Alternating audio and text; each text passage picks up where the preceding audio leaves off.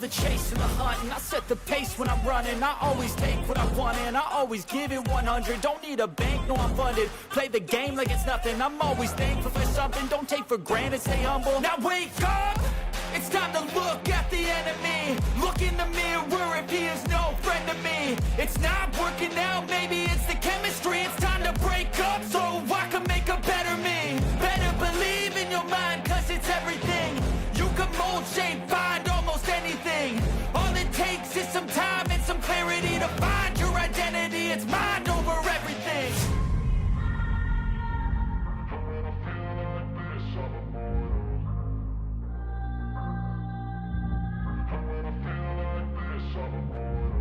And when I feel like this, I'm immortal. When I feel like this, I'm immortal. When I feel like this, I'm immortal. When I feel like this, I'm immortal. Don't stop. Just stop it up. Don't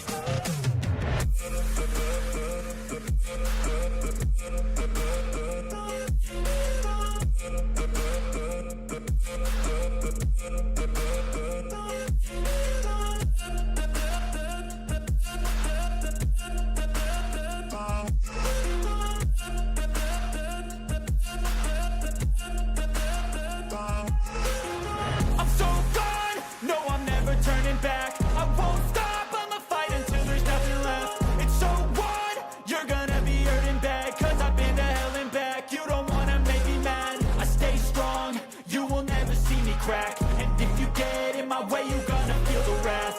Gotta say it to my face while he's looking back. Mirror breaks after math, when I hate I attack.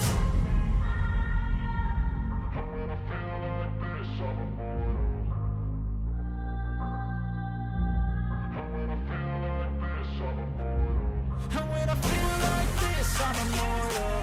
When I feel like this, I'm immortal. When I feel like this, I'm immortal. When I feel like this, I'm immortal.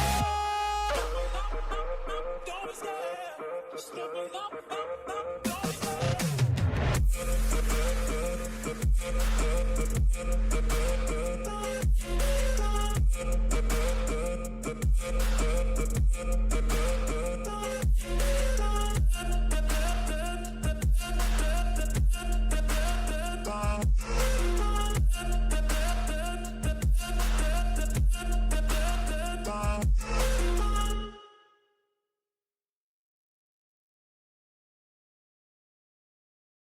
What is going on, guys? It's the MaD Dragon Round 5 Super Saturday, just 2 days away, setting up to be one of the best endings to a Six Nations ever. Genuinely don't know. There are 3 teams competing for #1 spot, 2 teams competing for the Triple Crown. It's all to play for. I have no idea who is good and who's bad anymore at rugby. And we're going to be building a fantasy team for round 5. We're already fighting all sorts of really fun technical issues. I lost all sound about 2 minutes before I pressed live and had to very quickly try and fix that up. So hopefully everyone can hear me and sound is all working correctly. I've still not got a notification to even say that I've gone live. So I don't even know if YouTube's telling anyone we are live. We have had some things fixed, hopefully. I do believe I have managed to fix this thing. Hooray! So if anyone subscribes or donates or does whatever throughout the stream, we actually have a notification on screen.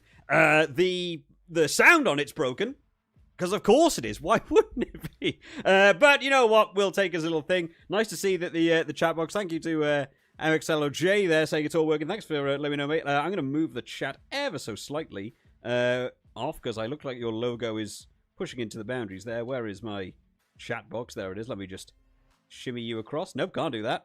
Okay, there we go. Let's actually put it in the box. Just about correct. Yeah, really, really fun round. Coming up for round 5. Round 4, terrible. For me, how did everyone else's round 4 get on? I can't believe this tournament. I can't even gauge who's going to win the games, let alone picking the players who are good. Reese Carey is still a monster. Should we have a look at the round 4 of how things went for me? This is my round 4 results. And, you know, the classic Ramos, BLBRA, always great, always trustworthy. You know, you can always rely on these French backs.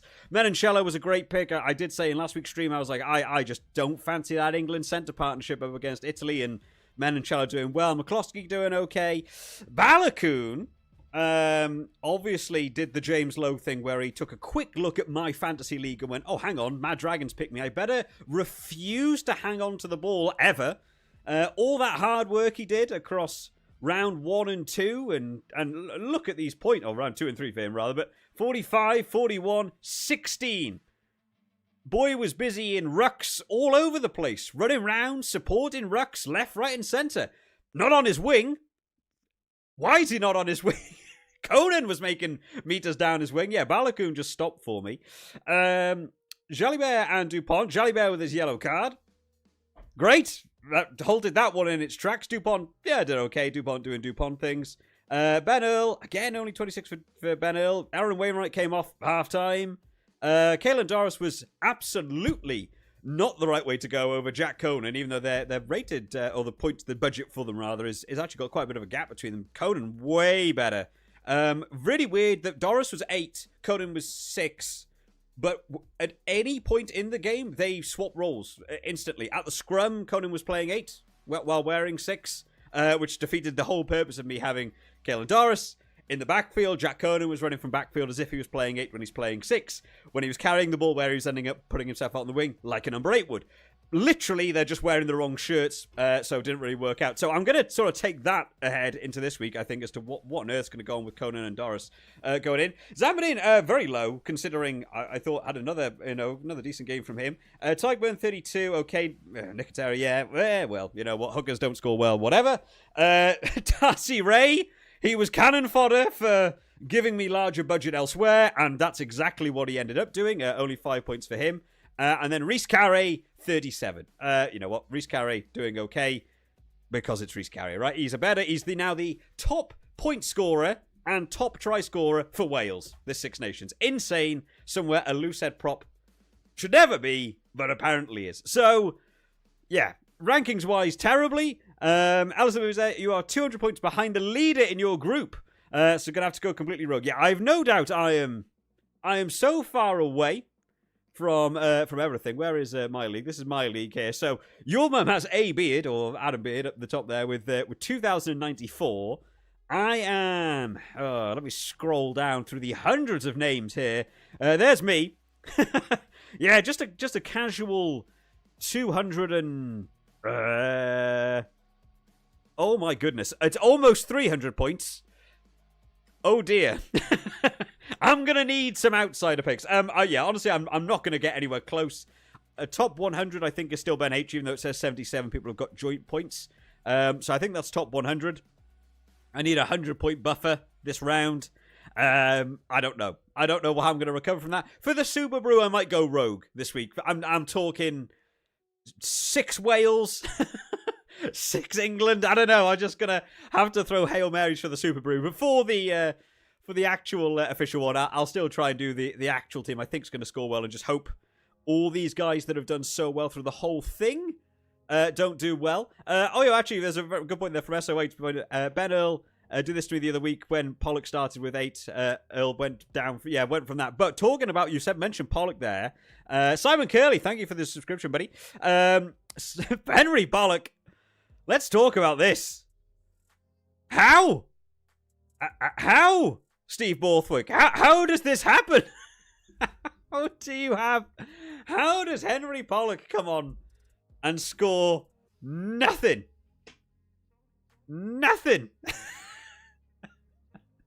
7 minutes, 4 meters. I like to, I don't think of it as an arrogance thing. I just think about it as rugby is my sport, right? I know nothing about football. I know nothing about baseball. I know nothing about any of these other things, right? Rugby, I like to believe I know a lot about. I like to believe it. I have a channel where I talk about rugby, play rugby games. Rugby is my sport. It's my number one sport, and I like to believe I understand rugby. I looked at that England team last week, and I thought I dissected that England team perfectly. Why Elliot Daly was there, what Marcus Smith was going to be bringing, the way they were going to switch around those subs, the 6-2 split, what that meant for the England game plan, and Henry Pollock, the best super sub of the round, going to be absolutely by miles. No part of me had in my brain an international coach fighting to avoid potentially 6th place, as it's going to end up standing now, would look at a 6-2 split bench and not put the forwards on.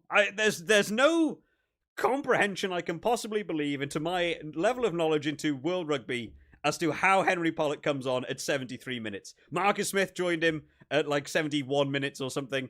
And Luke Cowan-Dickie was warming up, on the sideline. He was ready to go, and they played about another 3 lineouts before they let him on.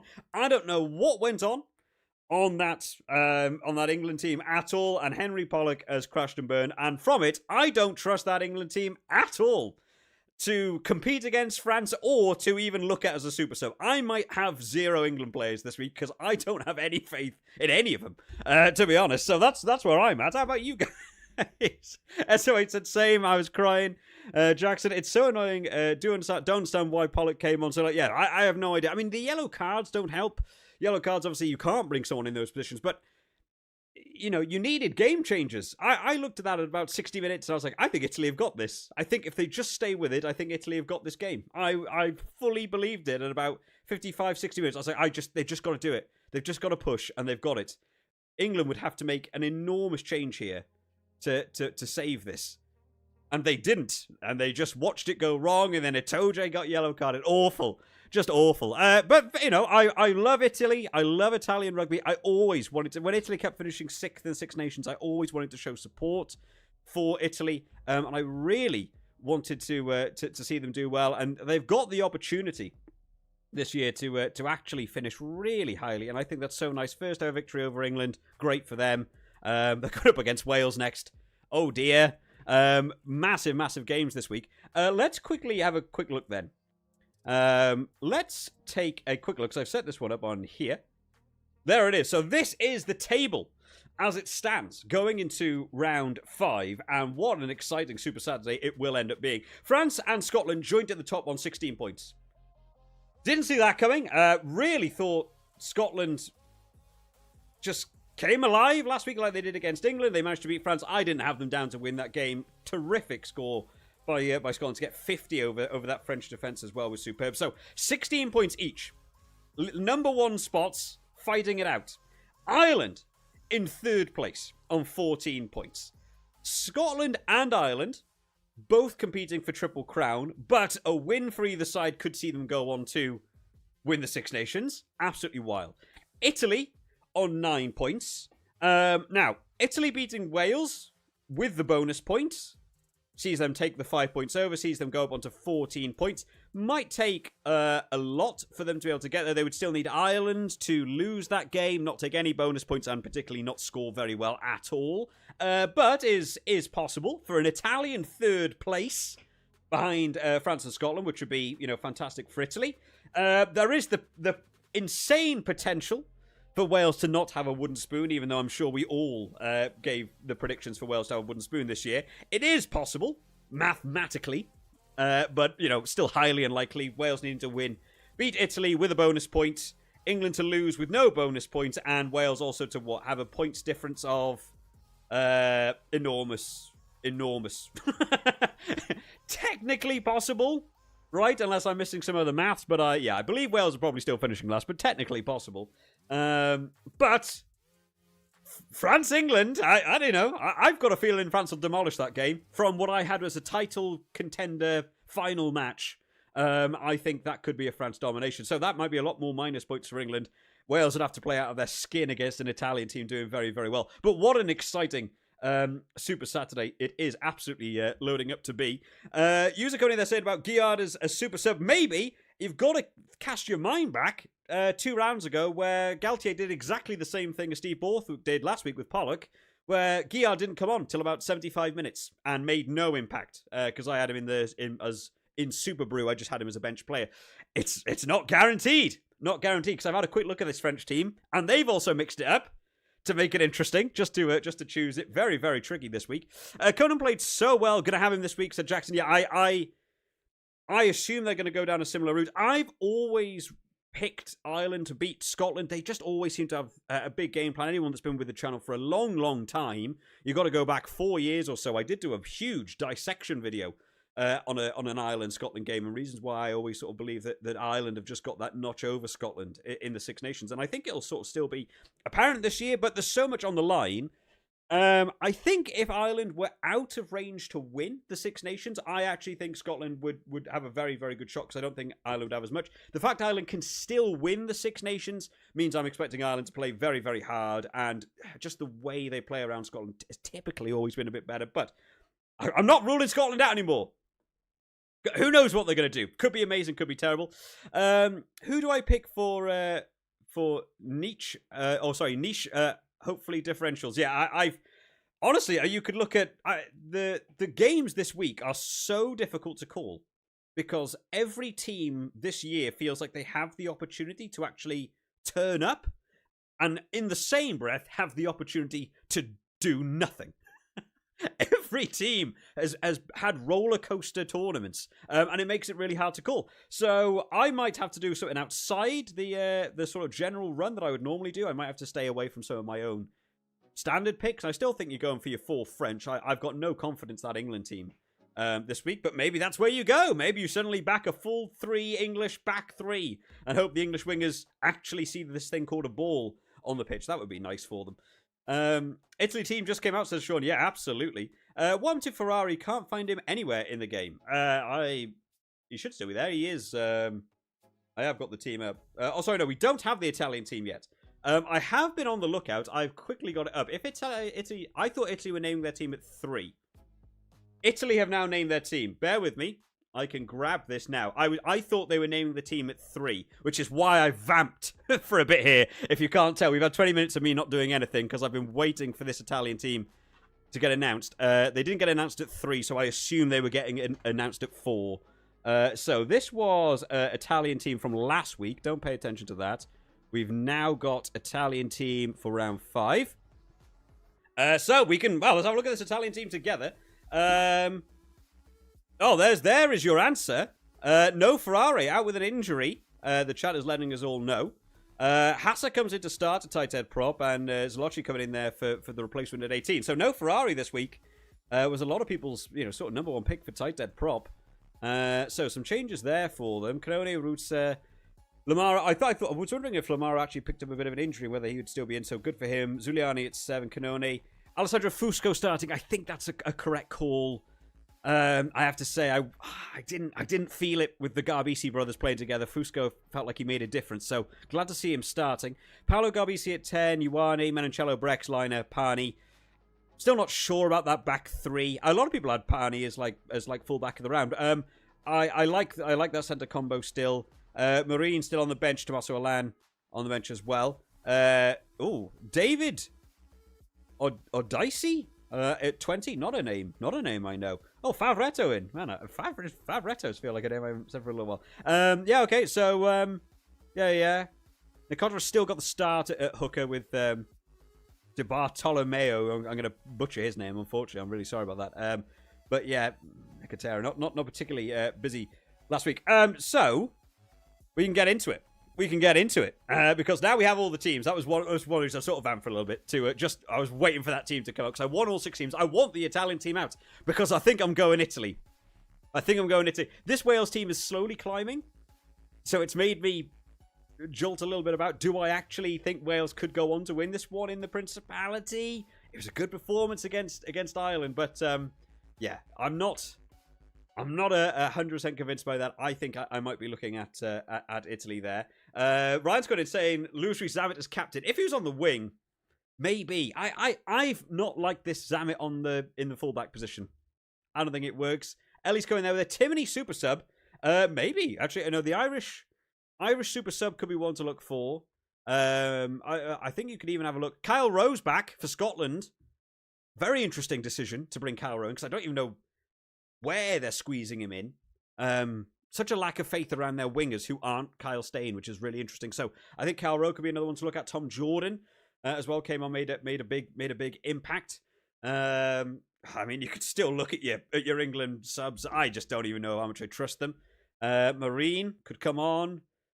Blair Murray for Wales. Honestly, Wales could be looking for an open game, and Blair Murray's the sort of person could come on and do some stuff. Let's dive into it.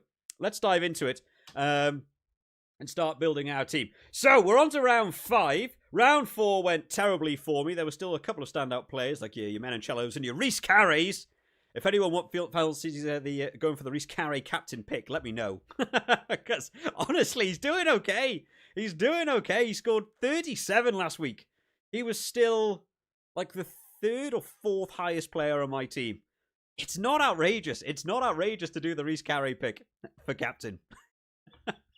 Which it really should be. Okay, let's destroy the team, as I like to do every single round. Let me quickly blitz through this team, get them all gone, and we'll have a little bit of a think about what we think about the games. I'm honestly tempted to do early polls for what you guys think about the predictions for the winner of each round, because these games are so interesting. Ireland-Scotland is a game I have always typically lent towards an Ireland win. I always feel like Ireland have just got the game plan around Scotland. They just don't seem to be able to do the Scotland thing against Ireland. So I've always lent that way, but this year feels like a slightly different year, but I'm slightly more inclined to lean towards Ireland at the minute.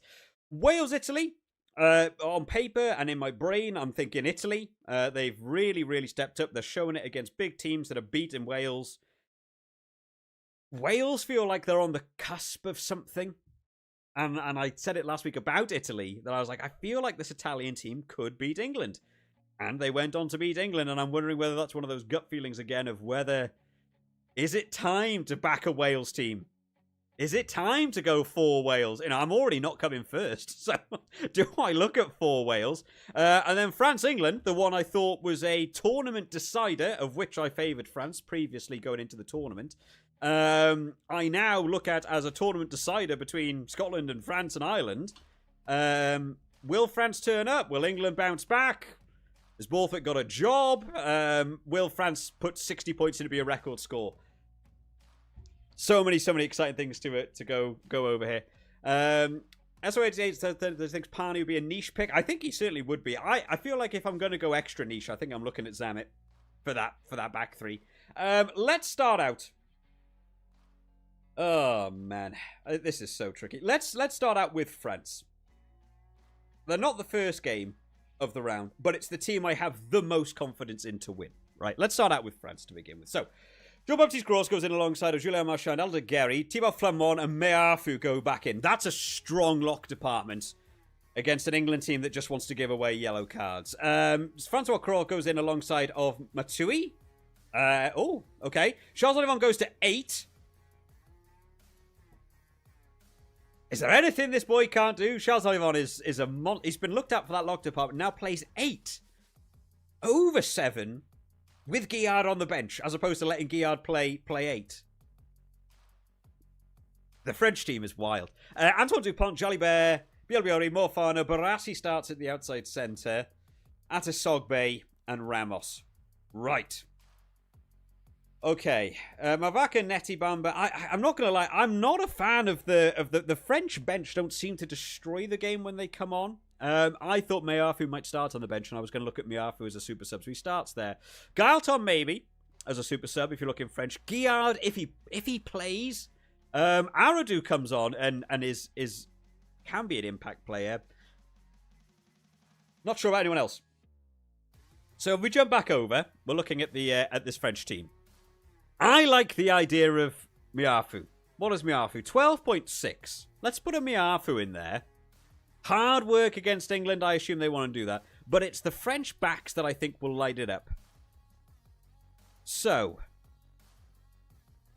it's boring. It's very boring. But Ramos just is the... I think France are going to hammer them. It's just going to be a game I thought would be close. I think France will hammer them. That's where I'm stamping on it. I said a French Grand Slam before the tournament. The Grand Slam's gone. But I still think they can win. So I think France will go heavy. So Ramos kicking is, even for penalties, even if they don't decide they want to go for the all-out blitz try craziness, I still think they'll do well. So I think Ramos is a bit of a cert in there. Let's get a bit of a vibe what everyone else is thinking. Gavin's asking for who for Super Sub and Captain. Honestly, I don't know. We're going to build this as we go. Some people mentioned Giard as the as a super sub as well. Jeremy, Miafu. Yeah, I got Miafu in, not as a super sub though. Miafu is starting, so not worth it as a super sub, so he'll get his points halved. I keep Reese the Welsh props as short. Yeah, you know what? I think for now, yeah, there's no reason to not have Reese Carrion. Honestly, he is phenomenal. He seems to be the go-to boy on the tap and go plays. He's got a bit of favour now. I love Reese Carrion. Let's put him in. Let's put him in for now. You know, we might chop and change as we go on. Scuban might be. There's a couple of other props to look at there, but yeah, you know, that's another one. These sort of set picks that I like. I'm not 100% convinced by DuPont or Jalibert actually as strongly as I've been in the past, because I'm looking at maybe that island, or maybe even I don't like Garbisi. 10, I might still lean toward Jalibert just to put him down. Just to put him down. Could be a Gibson Park at scrum half. I'm not sure. I feel like England really do like to try and attack Dupont quite a lot, so maybe not letting him be. I want French backs, though. I don't know. Barassi would certainly be one to not Mofana, so it'd be maybe Barassi there. But at the minute, I still think LBB, right? As a sort of top pick for me for winger. I assume a lot of people are going that, and this is a weird round because I've also got to consider I'm already very far down on the leaderboard, so I might need to not go for these big boy picks that everyone's going to go for and go for some underdogs and pray they have the game of their lives. Might have to be what we do. Magnus Bradbury is a super sub. Yeah, absolutely. Could be a potential option. How does scoring work if it starts with an orange or red flag? Asks Kiwi. So an orange flag means they are starting on the bench. So if you pick them in your starting team, they will come on eventually and will eventually score those points. I don't think they do halved points or anything like that if they're bench heavy. Red flag means not playing. So don't pick red flag, never pick red flag. Ignore red flag forever. In your super sub, if you pick a green flag player and you put them in your super sub, their points get halved. Because you're picking like another starting player, so it's typically not good to go for that. But if you pick an orange player as your super sub, that means they're coming on from the bench. And if they come on from the bench in real life, they get ×3. Just so you can actually get a lot of points, but you just got to make sure that you don't do what I did last week and pick Henry Pollock, where apparently the coach doesn't want him on the field. Otherwise, you score 0, and it's terrible. And don't do that. So don't listen to that one. But yeah. You can go for the orange. I mean, I typically don't think there's anything wrong with putting orange flag players in your starting team, because I don't think they get their points halved or anything. You're just waiting for them to come on. I've done it before in the Superbru one before, where you actually pick like a benched hooker, because sometimes they might not get driving more tries in the first half, but they do in the second half, meaning although a hooker's only on for 20 minutes, they actually go on to score a try. And actually they end up scoring more points than the hooker that started. So there is theory to it. I typically haven't gone for it, and this tournament especially has thrown my belief system of the bench players out the window.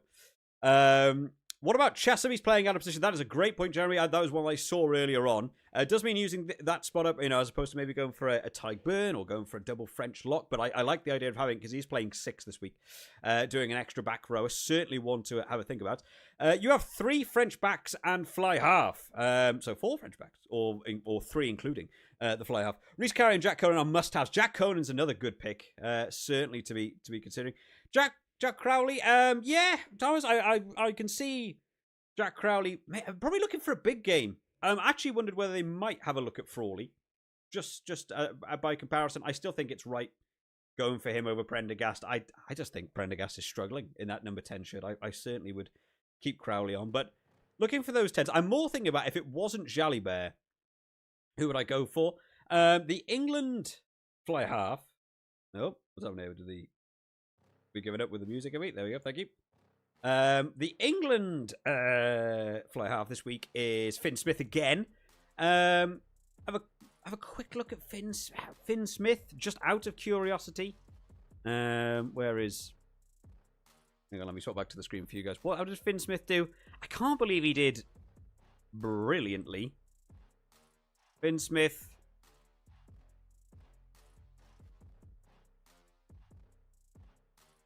That's Marcus Smith. Oh, thank you. It's like, what's going on there? 19. I mean, he did better than Jalibert, but Jalibert also got a yellow card, so, you know, that throws you out immediately. I don't think against France, though. Finn Smith's doing a lot, so I think you're looking at... I think you could be looking at even at Finn Russell as well. Finn Russell, Jack Crowley, Jalibert are all in there. I don't see Garbisi... I don't know. Has Garbisi really been flying at this? 30. You know what? Garbisi did okay. Is that a lot of kicking points, though? Tackles 8. I guess penalties. Italy do look for the penalties, so Garbisi might be one. 13.2. But he wasn't cheap, though, right? Because 13.2 is...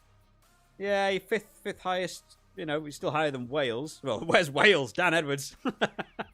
Nowhere in there. That's a bit of a shame. Man, oh man, it can certainly be tricky. Let's have a look somewhere else then. So let's just say that was the 4 French picks. It could change. I like the idea of a heavy carry Miafu in there. Let's have a look at Italy, because we've only just had that Italian team announced at the time of starting the stream. So let's go to Italy. So the Italian forward pack, I'm expecting to do decently against Wales. But the backs is where it is, right? Menoncello. Menoncello's in, right? He just is. Has to be. The boy is flying. He is looking strong. So Menoncello, I think, is an absolute cert for me there. There could be some outsider picks. I don't fancy Louis Liner. Montiuani, I just don't know. I am surprised there isn't more Italian wings that really want to put their hands up with this team. Montiuani got 23 last week. I just don't know why that Italian wings isn't blown away. Lorenzo Pani, maybe. What's Pani on? Is Pani really doing a lot? Pani only scored 10. Man, it's rough out there for the Italian wings. Brex is in its centre as well, but Brex seemingly not looking to play that full game. Only got 5 points last week, so I don't know who I trust and that Italian backs to be able to score the big points. I think Menoncello's a bit of a feistier pick in there. We could look at a Garbisi, certainly. I think you look more looking at the forwards, though, because of the way they're dominating the scrum area. The Wales set piece, it's been okay, but I still feel like it's one that Italy could take from them. So maybe a Lorenzo Canone. He is busy. Zuliani, another one that's busy. Rutzer starting at 5, and I've always been a big fan of Federico Rutzer. Would mean giving up the lock position, though, for Chesham. Is Chesham going to do anything? I just don't know in this England team, man. It's so hard to get these picks down. Kiwi said Chesham and Byrne. Hard not to put in. Yeah, I think both of them are great picks. I really like the idea of a Tyke Byrne, personally. But Chesham playing the 6. If England actually start, you know, the back row, sorry, could certainly be very useful. I liked what Jack Conan did last week. So let's stick with Italy just for the second. What's Lorenzo Canone pulling in? 32. He's consistently been high towards the 30s. Zuliani fluctuates a bit more, but is two stars less, right? So let's see if we put Lorenzo Canone in, and if we did. The Ireland team have still got Conan at 6, but he's looking good. Why fight me? Why fight me, game? Don't make me fight my OCD at this. Jack Conan at 6, who will end up sort of doing his 8. What did he score last week? He did so well, right? 68, man. 68. Busy. But and he had tries disallowed as well. He was so busy. Conan 8. And maybe even a Scotland. You know, a Dempsey. Could go for a Doris, a double Irish play there, because Doris always scores well. He's always sort of getting at least a 30. It's all big stars is my only thing. 86.2 left for 3, 4, 5, 6, 7. It's not bad. That's not bad as it stands. Still gives me sort of a 13-ish stars per one. The Chesham Lock could be one to be able to consider. Kyle Stain, yeah, Kyle Stain, man, what a sleeper pick Kyle Stain has been over the course of this Six Nations. I don't know what it is about Kyle Stain. I feel like I'm very, very harsh about Kyle, but not in a mean way. Not like I'm trying to put him down. Just my brain, for some reason, doesn't go towards Kyle Stain. When you think of a Scottish wing, I think of Van der Merwe, I think of Darcy Graham. Even if Blair Kinghorn was there for wing coverage, I just haven't, considered the Kyle Stain on the wing. And he's become such an important part in this Scotland team that it kind of feels like they're building their game around him. And I've missed it. I've missed the transition of where this happened. I feel like he wasn't there last year. I can't really think of it across summer and autumn tours. Is it just club level that's put him in the spotlight and made you believe that's the way to go? He was also always looked at as the right wing guy, and now he's over on left wing. And he's, these points are not small, man. 44, 36, 61. What a game he had against France. The kick and chase game seems to rely entirely on looking at Kyle Stain's wing. Other teams seem to not have him covered. The ability for him to get those interceptions was ridiculous against France. He's just popping up. He's in top form, and Scotland are building around him. So I think Kyle Stain could be a very, very interesting pick for this run. I think I might be picking Kyle Stain over the Irish wingers, even though I'm sort of favouring Ireland to still win that game personally. Certainly want to consider. And that's over a Darcy Graham. And I love Darcy. He's such a good player. Still got Scott 47 himself last week. 2 tries for him as well. 50 metres carried. I always love Darcy Graham. He just pops up in all the right places. The Scotland bench is one that still throws me. I just don't really know what I make of the Scotland bench. So we've got Ashman, Sutherland, Darcy Ray. Fair enough. I like the starting front row, by the way, for Scotland. I think this is a much better front row of Schoom, Turner, Xander Ferguson. I like that starting out. Max Williams starting at 4. For me, you've got a Scott Cummings and Grant Gilchrist there, but they've got Max Williamson. Ferguson, Darge, Dempsey, great back row, really strong. Ben White, Finn Russell, great halfback combo. Tubelotu, Hugh Jones, Hugh Belotu, Cal Stain, Darcy Gray, and Blair Kinghorn. That's a really solid Scotland team. And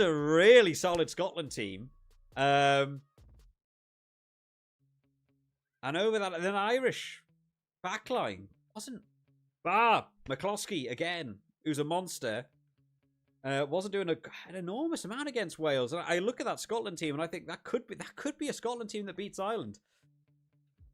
I've got 2 Irish picks in and no Scotland. Is that the wrong move? This is such a fun week.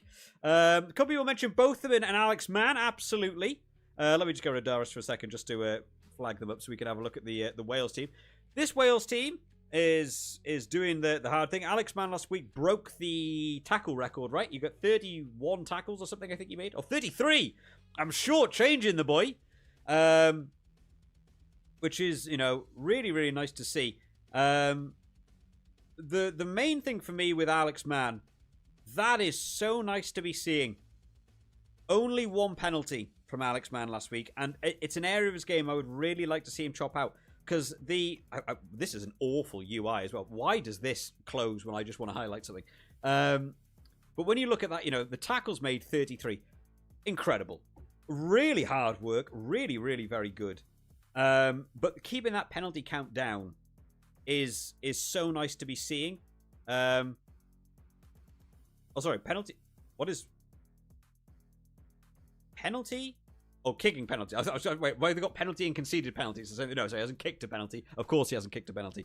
Conceded penalty, only 1. Much, much better from him. And when he doesn't give away penalties or yellow cards or these ridiculous actions, you look at him and you go, yeah, he's absolutely up there for back rows. And I'd like to see that from him every week.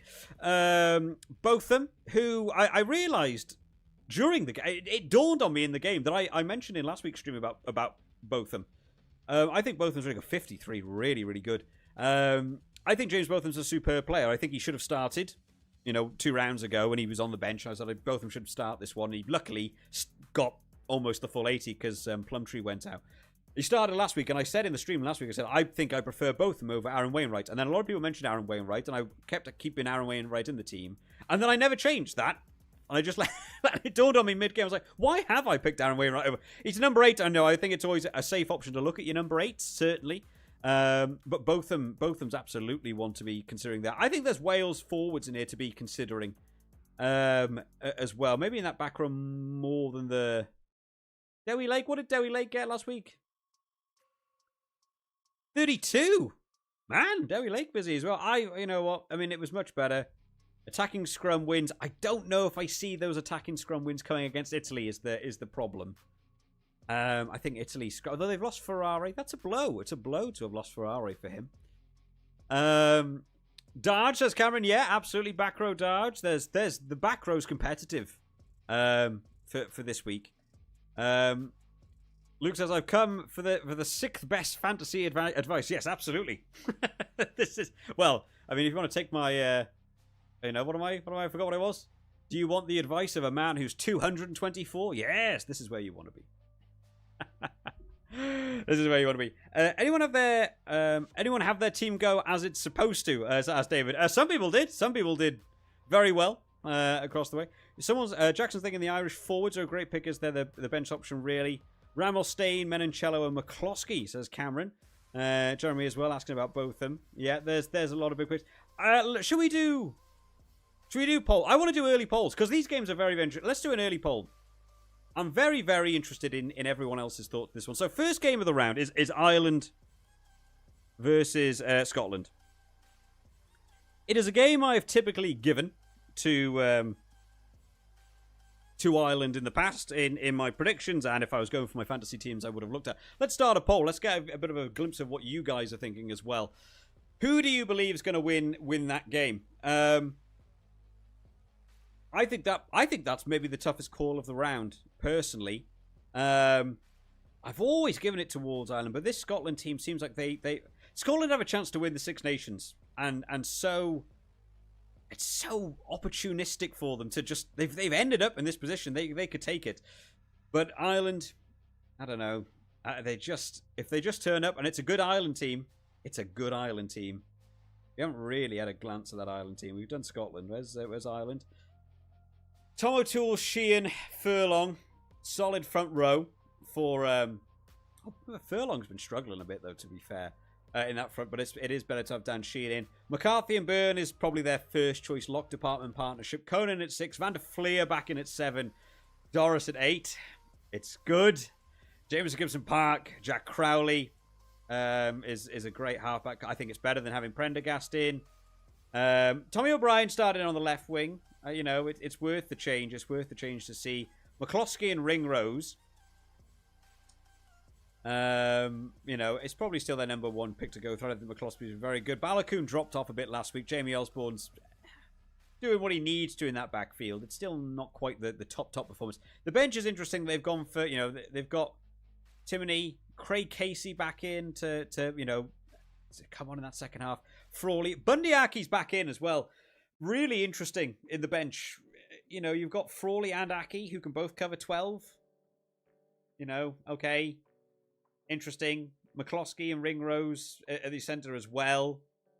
Jamie Osborne, also capable of covering centre.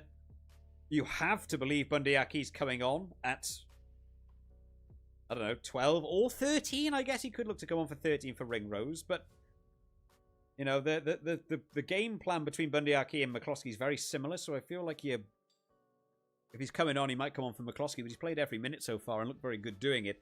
I'm not really sure about the Bundyaki inclusion, but then similarly with the Scotland inclusion over here, they've got Kyle Rowe and Tom Jordan on, and I look at that and go, Blair Kinghorn's you cover at 10, Tom Jordan's 10 or 15, Blair Kinghorn's 10 or 15, Darcy Graham's winger or 15, Kyle Rowe is winger or 15. Kyle Stain is winger or 15.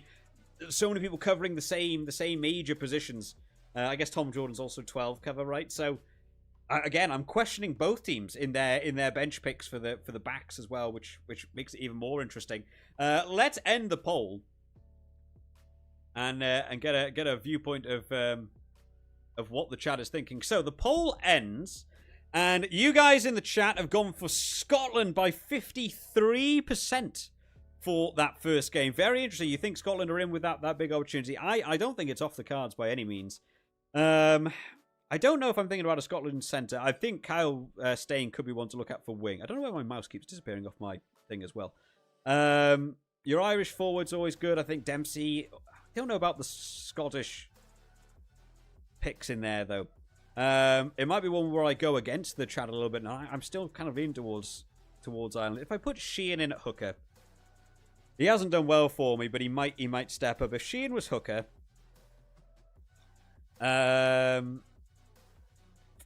you know, there you could be looking at Tyburn because he's playing at lock, or you could be looking at Chesham, less expensive as well, and playing number 6 gives you an extra back rower.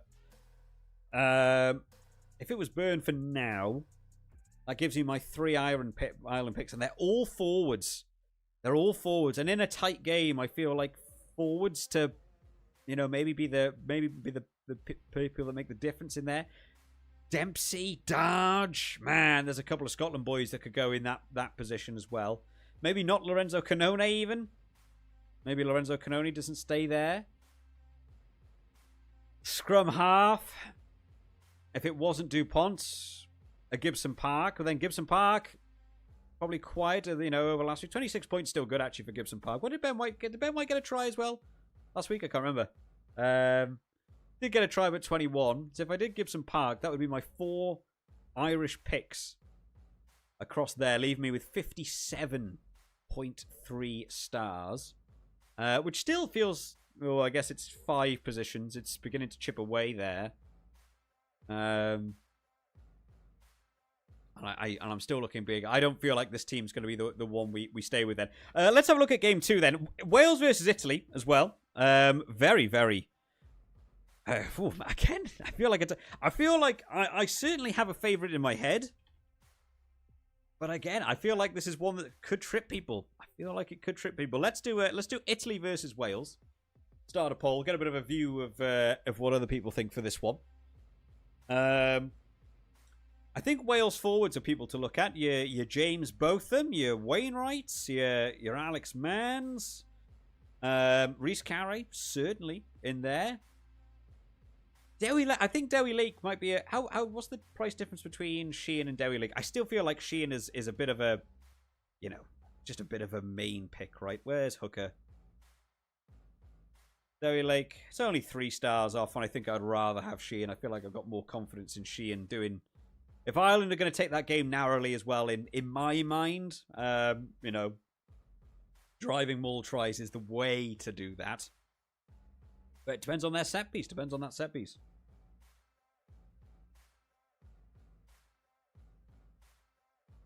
Jeremy saying the bookies have Ireland by 5. Yeah, I certainly wouldn't want to go a lot more than 5. Ireland to a tight win, says Red or Dead. Win a tight game, so there will be points in both teams. Yeah, but it's one of those teams for tight games can sometimes not be quite try-scoring. But I said the same thing against France-Scotland. I didn't think France-Scotland would be try-scoring. And look what ended up, 50 points to 40. So, you know, what do I know? Olivon is back in the back row, and he's always scoring when he plays. Yeah, Olivon is another big pick in there. I would have liked to have seen him played 7. You know, personally, I would have liked to have seen him at 7 and maybe seen Guillard do 8. If they've got that game plan for Olivon to slide to 7 and then and brought on the sub and move them around. But, you know, Guillard coming on, if he comes on at a reasonable time, can certainly be good. Irish picks for you thinking Conan, Doris, Sheehan, McCloskey. Oh, McCloskey! McCloskey's not in this pick if I do. This is my 4. Oh, and I like McCloskey's been so good. So if instead if I did a McCloskey and you had a look at a Chesham because he's playing 6. Maybe. Gibson Park. I think DuPont will score better than Gibson Park personally.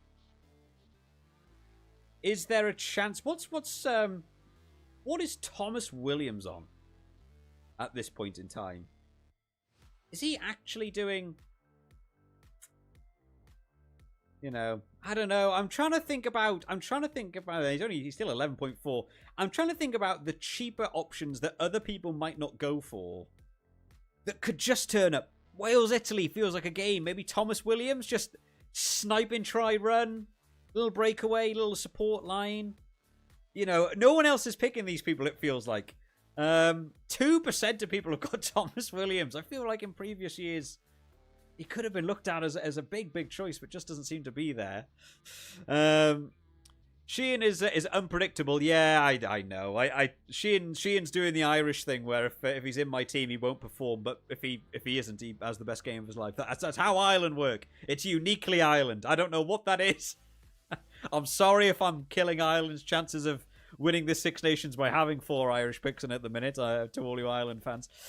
You can remove Gibson Park for DuPont and then put Burn in for Miafu. I know, I think Miafu might do better. Miafu's busy. When you look at a game like that against Italy, you know, with 61, you know, maybe I'm not expecting him to do quite as much against England, but just for the way they use Miafu is devastating. He's in every single play to just make those extra meters. Any tap and goes, I think they're gonna they you know, Miafu could be a boy on the receiving end of a tap, pass, bang. Oh dear God, please don't make me be the one tackling him kind of try.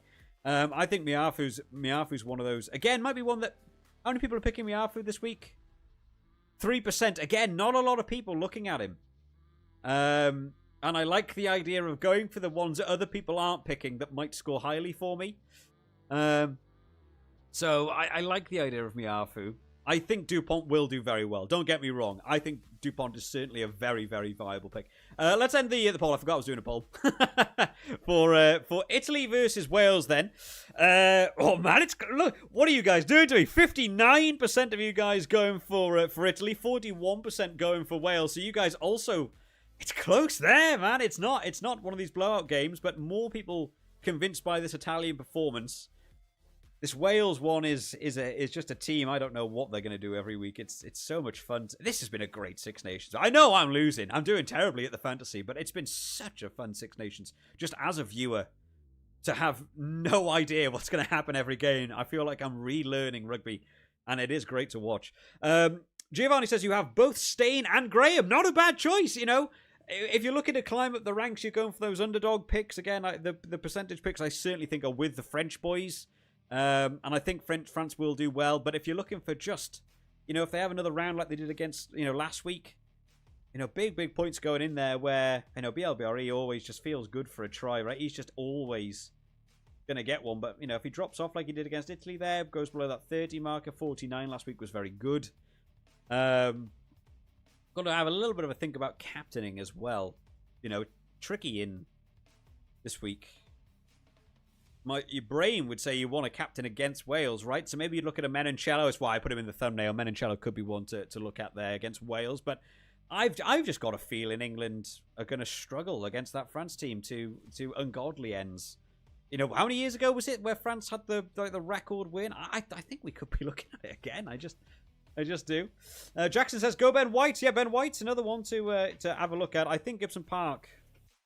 Better opportunity to score higher than Ben White, but Ben White does. He's certainly been across my Superbru in previous years. Ben White was someone to. Do you think Miafu gets the minutes? Asked Jackson. Well, he's starting, so he's doing at least the first half, and in whatever round it was. What was it? Round 3. You know, there's a full 80 there in him.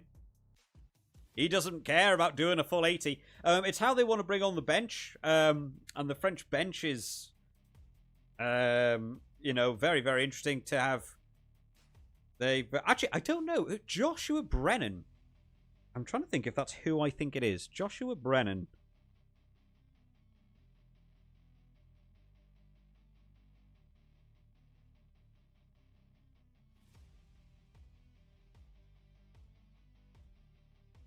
Josh Brennan.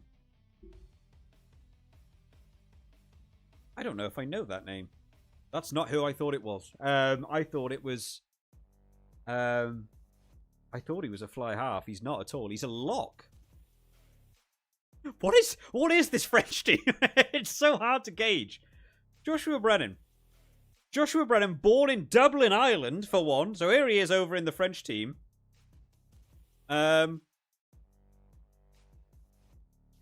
He's French-Irish, and his position is lock, playing at Toulouse.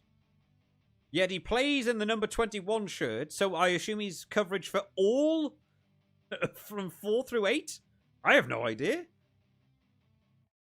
I don't know who this guy is. I like that, though. It's fun. Apparently, played... he did play in July last year against New Zealand. And they lost 43-15. I don't know who he played for. Oh, France. He played for France. Oh, he actually has caps for France. God, that's not at all. It's not the name I thought it was at all. Who am I thinking of? Does he have a brother? Siblings. Daniel Brennan.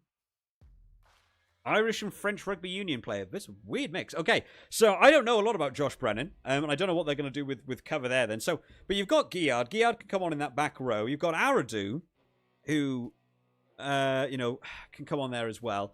But Charles Olivon playing at 8 is very interesting, because will Charles Olivon slide to lock? You know, for Miafu to come off and Guillard come on, and Guillard comes to number 8. Does Guillard come on at 5? They've got a lot of versatility there. Very, very tricky to gauge that French team at all. I've really enjoyed the work rate of Miafu, which is why he's sort of in there as a big pick for me. Alex also thinking that Miafu goes off for Guillard. It didn't happen. It didn't happen in round 3, which makes me question it. I agree with you. I fully believe that is the switch they're doing. But they didn't do it in round 3. Guillard just sat there on the bench for the whole game and then came on right at the end, and Miafu played the full 80. And I think, are they doing that again? The only game Miafu started, he played the full 80. Every other game, he's come on from the bench. I don't know. Are they actually going to do that? Do you actually trust these French coaches to do what you believe you know? I don't anymore. French pick says Ellie go. Think you go for Ramos, LBB Miafu, and then Galton as super sub. No idea who to put for 9 and 10. Yeah, if you've got all your 4 French picks there, certainly struggling a little bit there because you're going to lose your Jalibert or your Antoine Dupont. You can look at your Gibson Park. You can look at Finn Russell. I think could be one to look at for 10. Against Ireland again, I think kicking is going to be important. Like just taking points. Crowley, maybe for your 10, you could look at as well. Jenkins will play the full 80. Yes, I absolutely believe Jenkins will. That's a good shout there from Alex as well. You need to start draft 15. I've been doing that for URC Prem.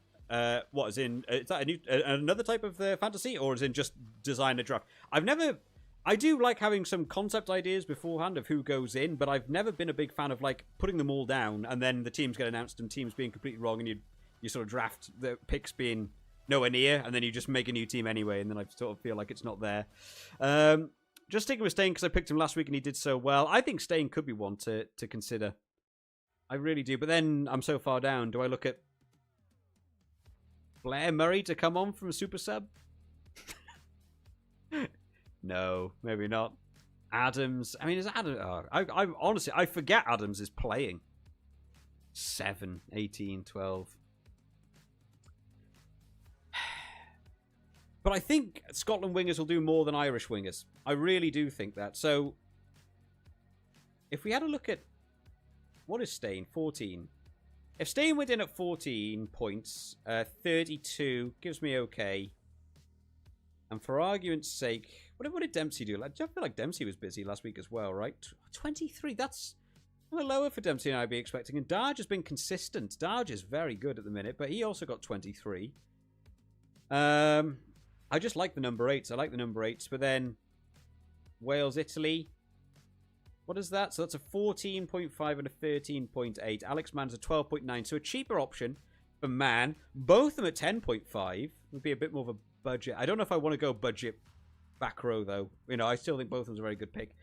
Prop? I just almost feel like it does. I feel like I'm leaning Italy. Have I got 4 Italian picks? 1, 2, no. Oh, I picked France, that's why. Italy. Italian prop. Schetti is 12. Oh, it's going to leave me with not a lot. Hasser is cheap. Hasser is cheap. Okay. 6.2 for Hasser. Not expecting the moon from Hasser, but we didn't from Darcy Ray last week, and that having a 6.2 prop opens the door to more points elsewhere. At least with a 15.7, there's a lot of jigging around there I can do. For your super sub. Man, tough week. I love it. I love how difficult this is. Because normally, what I've done in previous years when I've done the fantasy, it's, you know, it's an hour, it's a 2-hour thing. I sort of sit down, I can really bash out a team, and I'm so confident in it. And this year is just not that at all. Let's have a look at what you guys are all saying. Jenkins with the full 80, yep. Jenkins, yeah, a few people mentioned Jenkins there. Okay, yep. Take on. Hey, guys, don't just listen to me by any means either. Listen to the chat. I am 200th in my league. Listen to the chat as well for other information, because they're certainly not running away with it this year. I'm thinking. Oh, sorry, read about Stain. My back row is Kanone, Conan, and Man. That's almost who I've got at the minute as a bit of a draft there. I've got both of them in. What do you think about Marine as a super sub? Marine is a tricky one. I like Marine. Very, very good coverage. Very good coverage for a player. I believe can play every position bar scrum half in the backs. And has experience there. So I like Marine. Let's just I'll grab him from. What is he in this game? Is he back 3 in this game? I can't think. Is he fly half or back 3? Or center? He could even be. Nope. Back 3. Back 3. Oh no, what is he? Fly half? Oh, he's a fly half. Okay, he's a fly half in this game. So, Marine came on last week, got a try. And, 14, it's not the worst, it's not the best. Has actually scored surprisingly well there. He got 20. He's not kicking. You got to remember he's not doing the points towards post, but 26 actually against France. 15 there. Did come on and got a try. My big fear with Marine is when does he come on? Let me put on Italy. And they seem. I think did he come on last week for Brex? I can't remember who he came on for. I think he came on for Brex last week. I imagine Tommy Allen's there for fullback 10 cover, so I guess Marine's not being looked at as 10 cover. So he's probably coming on 13. I don't know if Marine has the pace for wing. How old is Marine anymore? I feel like Marine's been around for a good while.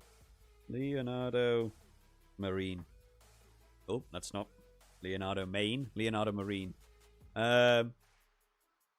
He's 24. Oh my god, I thought Leonardo Marine was 30. So I feel like he's been around that Italian team for ages. He was born in 2002. He's younger than me. That's fun to think about. I'm an old man now. My god. He's 24. I thought he was way older. So, okay. The thing about Marine is that it's the sprint speed for Marine. Wingers are so quick nowadays. Of whether I feel like he goes on to that wing as that option in international. I feel like he's being looked at for that 13 coverage. So it's when Brex is coming off. So you're kind of hoping Brex isn't performing, which is hard because Brex is very good. So I don't know.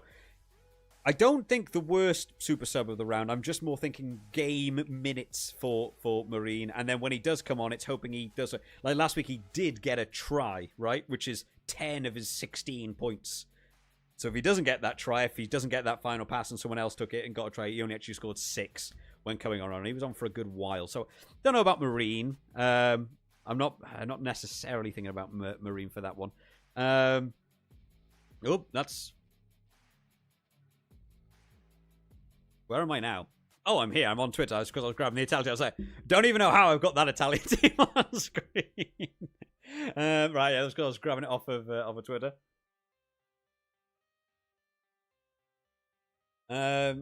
James Botham, yeah. James Botham mentioned a couple times there. I also feel like the captain discussion is really interesting. Yeah, I feel like the captain safety, right, is Ramos, LBB.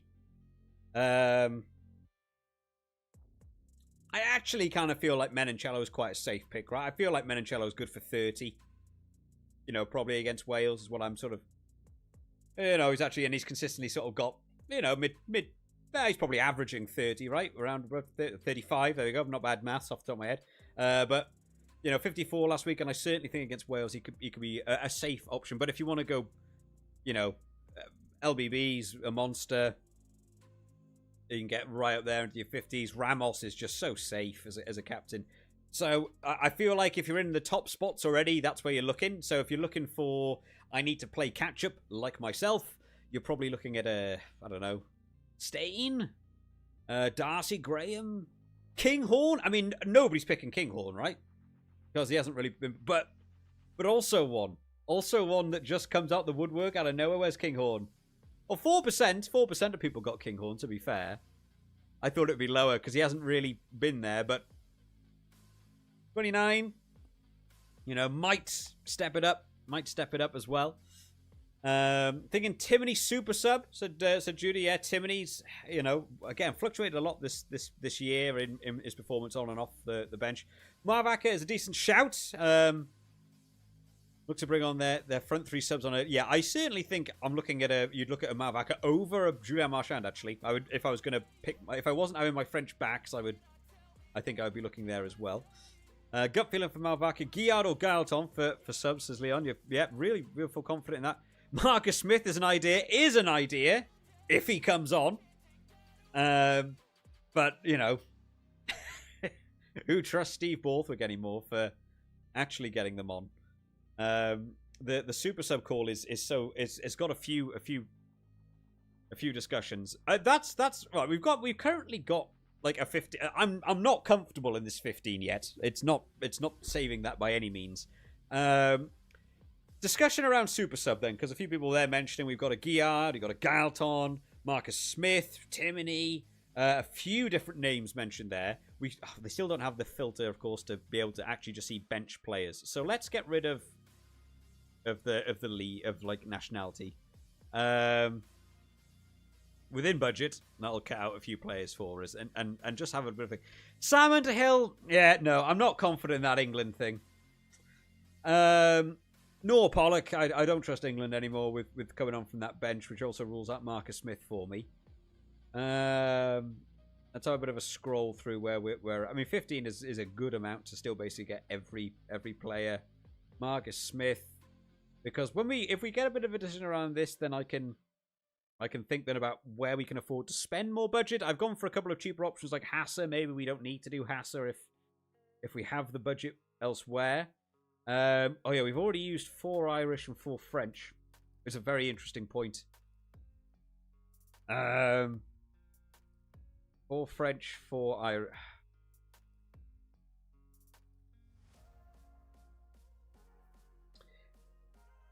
If it wasn't, who would we? France. I'm kind of tempted by France, actually. I just don't know who I would do. If I'm thinking of maybe even getting rid of Jalibert. Risky, but if I didn't have Jalibert in there, it frees up a French pick for a team I think is beating England. We haven't done the poll for France yet. We need to do France-England, because you guys might disagree with me. You might think England to take that one. I think Netty and Bamba, no. Aradu, I'm also thinking just no. Guillard, Josh Brennan, who knows? Honestly, don't know anything about the lad, so could come on and be the ultimate sleeper pick. Bapti Saran is, I'm not sure about game time. I think Dupont's on there for the whole game. Gaelton, man, I do like Gaelton, but is he coming on? Mofana and Barassi. Is he coming on there? And I assume he's even being looked at for Mofana. So am I looking there at I kind of want a back. I feel like I'm so far down on the scoreboard or in the leaderboards that I need a back that's going to come on for some reason after a really mean injury. 5 minutes in, plays the full 80 and scores a hat-trick. That's what I'm looking for. And do I look at that French bench and believe one of those players is that guy? And my answer is no. So if it's not French, and I don't trust England, Italy, Marine, Tommy Allen, Varney, no. Okay, well, you know, this is a new way of doing this. Let's run with it. Let's run with it. Horn, Kyle Rowe, Tom Jordan. I think there's possibilities in there. I do think there's possibilities in there. Kyle Rowe can explode into a game. It's just more where he's playing. I don't like that Kyle Rowe and Tom Jordan have such close coverage from one another. Like, both can play fullback. And so I'm like, who's coming on if Kinghorn goes off? Tom Jordan maybe being looked at as centre cover. I don't see Tui Pelotu. Why is Tui Pelotu coming off for Tom Jordan? You know, he's so good. So you're taking Hugh Jones, you're taking the British and Irish Lion off for Tom Jordan. Oh, I don't know. Kyle Rowe could be wing cover. Why are you taking Darcy Graham or Kyle Stain off for Kyle Rowe? I don't know. I don't know who's coming on. Both players can make an impact. So if it wasn't Scotland, I'm chipping away at teams. Wales, maybe Wales to really shake it up. Blair Murray is someone that could. I would be desperate for a major injury to Zammit almost instantly into the game for Blair Murray to come on.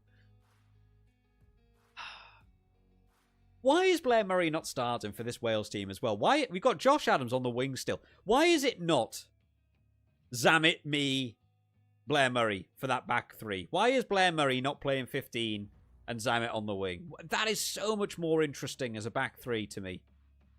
Why have they done that? And then if it isn't Scotland, Ireland, Bundy Aki. He wouldn't be in the team if he's not playing, right? Right? They wouldn't do that.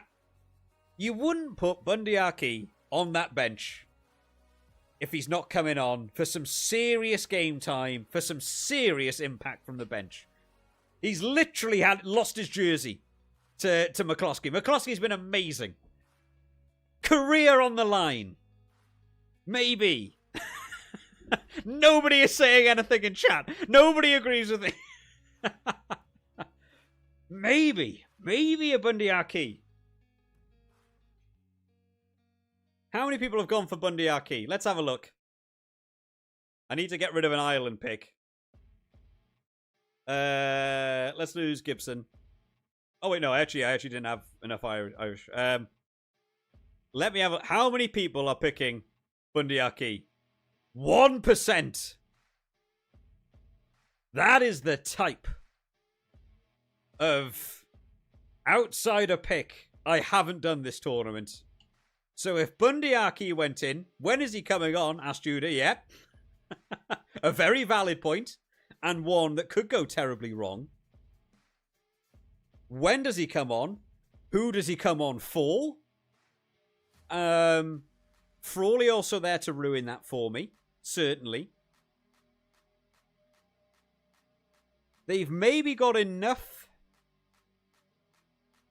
They have maybe got enough reasons in this game for Aki to come on. I'm trying to convince myself now. Everyone that's replied in the chat has just disagreed with me about it, basically.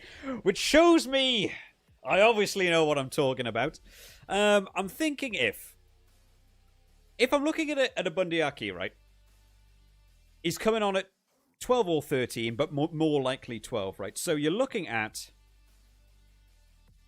If a winger goes off, Ringrose can move to wing, which automatically implies you could put... I don't trust Frawley. Where's Frawley coming on? Is Frawley just there to be looked at as 10 cover, or is he being looked at as... but it's just major impact. If Ireland are losing that game, they have to bring Aki on, right? They wouldn't leave him on the bench. They wouldn't just leave him sat there for 70 minutes. He would have to come on. They have gone 5-3, which is more inclined to me to believe that the forwards are all coming on at a reasonable time. Dara Murray. Anyone know about a lot about Dara Murray? God, there's so many new names. Last round of the Six Nations, and I'm being introduced to new names. Dara Murray. What's going on in the world of Dara Murray? That's got to be a 1% picker right there. Over in Connacht, plays as lock. Oh, I don't know about lock. So Timoney's the main back row cover. So Burns being looked at as other 6 cover as well, right? Van der Fleer, Doris. Ellie's got it completely bang on. Bundy Aki will either do amazing or not much. Feels like the gamble. I love a gamble. All of them have gone wrong for me. So, you know. Could go wrong. People mentioning Keller there. Margaret Smith will come on for England. We have no confidence in that one. We will come on. Maybe late. 78th minute, maybe? Maybe we'll come on. I don't know. I don't, to be honest, I cannot see England doing the same thing. Right? I cannot see England leaving Pollock and Marcus Smith on the bench. I'm being a bit over the top with it. They are absolutely going to come. They have to. If he leaves them on the bench for another 70 minutes and they lose to France heavily, it's job on the line for both. It's got to be looked at of like you're making poor coach decisions at that point. So I believe they're coming on. The reason he's made no real changes across that England team, bar ones that needed to be made, really, suggests it's a different game plan. It's a different game plan with a similar team. So I think it's safe, right? Streaker says, 11th in my league, or your league, but my league as the streamer, at the minute. So I'm looking for a massive final week. Are you going for outside picks, or do you go all safe and hope other people are going for the outsider picks? A couple people mentioned it. Oh, Streaker mentioned Galton as the super sub. Timoney is a safer bet, says Jew Drama. Yep. Covering 10 to 15, effectively to any injury. Yeah, for all he is that. Like your narrative with Bundy Aki, but if he gets 20 minutes at least, he can do well. Oh, okay, come here. I'm second in my league, 30 points behind, 200 points ahead of third. Need a good week, says Thomas Man. I hope it all goes well for you. You know, I like this. I like this. Oh, that's not anything. That's just me looking at Dara Murray trying to work out who he is. I like the Bundy Aki pick.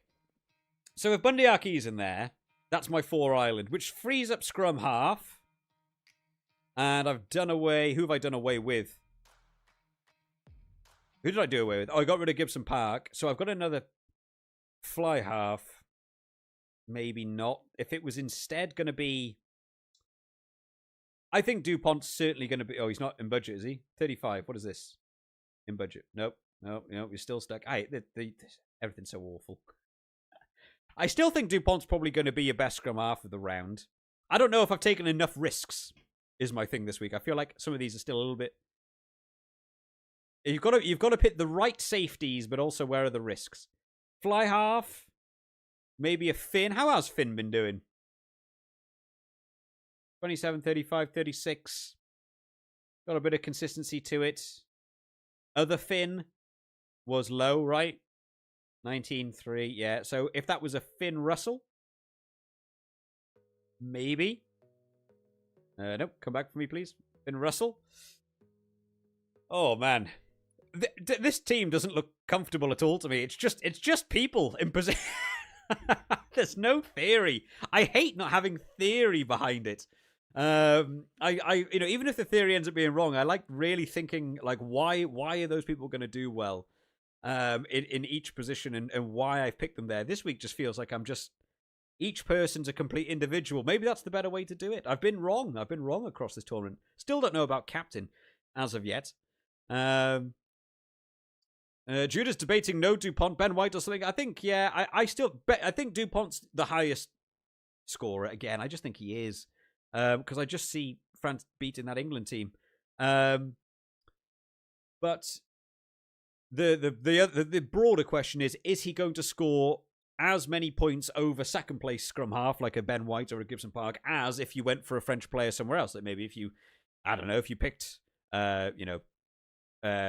who was the starting French centre, not Galton, it was Barassi, was it? Like over like a McCloskey. Maybe the points difference is broader, so actually better to not go for a Dupont. It gets a little bit tricky in those areas. We've still got in fact we didn't do the final poll, did we? Let's do the final poll for France versus England. And get a viewpoint from you guys. This was the game that so many content creators, pundits, all the ex-players that now run 1,000 different podcasts, all had, England winning the Six Nations with this game. This was the one. I always had faith in France to win, but I was in the minority. It felt like so many people picked England to win the Six Nations. Where am I not happy with here? Maybe not Lorenzo Canone as well. I feel like I want to have Italian picks in. McCloskey. If it wasn't Finn and it was instead Garbisi, and that would open me up to have like a Darge or a Dempsey. I've got so much budget. I don't know what to do with it. Every week is like I'm pushed right to the edge, and this week I feel like I'm. Do I want Chesham in there as well as another one? I know he's playing 6, but it's still an England player that I just don't feel is going to do it. What have I got in a minute? 4 French, 4 Irish, 2 Scottish, 3 Italian. How's Roots have been getting on? Or Alex Mann, even. Wait, was Alex... Oh, sorry, Alex Mann will be classed as a back row, won't he? It's Wales, Jenkins, Carter. Don't know about Carter. Maybe Dad Jenkins. 32. Seems good for your 30. What's Roots have been pulling? I like Roots. I think Roots is a really good player. It's just whether it's the stuff that... It's not the stuff that the game rewards you for. First game starting is hard judge. Maybe not Roots, then. Nicolo Canoni, sorry. 10, 10, 15, 31. Oh, man. Why do Italian forwards score so low when I feel like the Italian forwards work so hard? Like, they're winning scrums against the heads. They're stealing lineouts. They've got forwards that make breakaways and run down. Although Chesham's not that much better, to be fair. I think I had Chesham first round, and he did okay for me. McCloskey, Conan, Sheehan, Aki. I've got to go for a back as a captain. It's kind of a non-starter there. Yeah, Ben White also in kick retained. Yeah, kick retained is good for Ben White, and Ben White can score tries by all means. It's not it's not a scrum half you look at and say he's not scoring tries. He absolutely can do. There was a point during Superbru times where Ben White was almost a main kicker. Well, I think it was more when Dupont wasn't around. He was out with injury, and you had Maxime Lucu was just the main starter for them at scrum half. So Ben White was in there a lot of weeks for me for Superbru. I do really like him. Garbisi's pointed out there from Thomas. Yep, Garbisi is an option. For kicking point, I think this is a game Italy should look to win. And so you take your 3 points, you get your 30 points under your belt there for a Garbisi. You just keep taking your 3s when they're on option. They didn't even do it all the time against England last week, which was annoying, because I feel like if you just tick that game away a little bit more.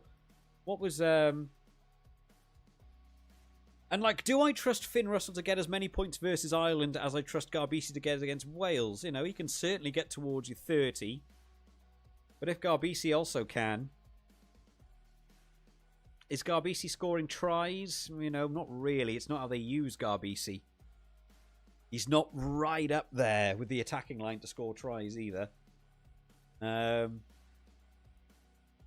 Leon's gone with you've gone with Dewi Lake and Jenkins. Yeah, I don't think they're bad. David Jenkins is doing okay for points. I do like the idea of an Alex Mann. There's too many options for back row. What have I gone here? Botham. I like Botham. I think Botham's very good. I didn't pick him last week, and I really should have.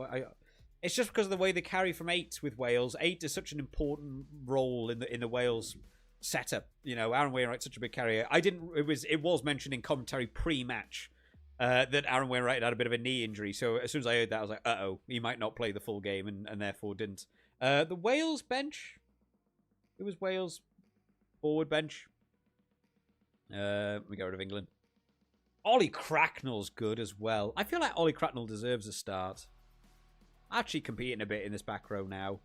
Alex Mann had a much better game, both from Wainwright. Like, who would you drop to get Ollie Cracknell in there? If Wainwright's not 100% fit, then you would go at 8, right? But it's whether you'd move Aaron Wainwright to 6 and have Cracknell at 8. I really like Ollie Cracknell. I would like to see a little bit more from him. Man, this is a rough week. Canone is so consistent. Yeah, you know, Canone does his job. I'm almost tempted to actually go for Darge over Dempsey, because I feel like it could be a gritty game rather than watching Dempsey run. If it wasn't Dempsey, and instead we did Darge, I just feel like the number 8s always typically do it a little bit better. I feel like Darge could be one to really have a big considering going in there. Jalibert and Dupont, or lots of budget. Those are the options. Yeah, I've got Dupont in there. I don't know about Jalibert against England. I think they might start. I've got a weird feeling. Oh, sorry. Well, let's end the poll. We've ended the poll as well for what we said for Inks. I'm interested in what you guys have also said for this. So, ending the poll for France versus England, as it stands out in the chat, you guys, 90% France, 10% England. What a difference that is from at the start of the tournament, where so many people were calling for an England Six Nations win, and this being the game to do it. It is all France in the chat, and I'm sort of with you. I just don't have any confidence in that England team, which is why I'm still considering whether Chesham stays for me. Actually, whether there's someone to look at from a different team. Man, oh man, though, yeah, I just think France... I think French backs... If it wasn't Miafu, I could move Jalibert back in there. And look. Different lock. I've got a feeling the French backs are going to do a lot of damage to that English team. Did France also go 6... No, France went 5-3, right? No, we've gone 6-2 again. This is so tough. This is great. This is awesome. 80 minutes for Jenkins and consistent tackles. Yeah, a lot of people mentioned Jenkins there. Very, very. I don't know how much I trust Jalibert after last week. I think France versus England is going to be pretty competitive at this point. Every player feels like a gamble. Ali's crushing it with the takes. I agree. I absolutely agree with you so far. Yeah, it is. It feels like. I just feel like I'm going to get it wrong no matter who I go for, in all honesty. And that's where this has been at. Conan as captain. Check out Dowie Lake as well, says Leon. Yeah, Dowie Lake. Dan Sheehan is just... You look at what Dan Sheehan does or doesn't do is the flipping one for him. Wales, Dowie Lake. I think against Italy is the chance Dowie Lake has to be the top, to be a good point scorer. 32 is good though, right? For hooker. He didn't get a try. What was the makeup of that? 25 tackles, just endless tackles made. Italy carry really hard. I think Wales is a discussion point really, because Italy carry so hard at the line as well. They really not... Like, the clean break game really isn't massively there. They really punch into you. So tackles is going to be high again, I think, for Wales. So I don't think Dowie Lake's a bad option to look at.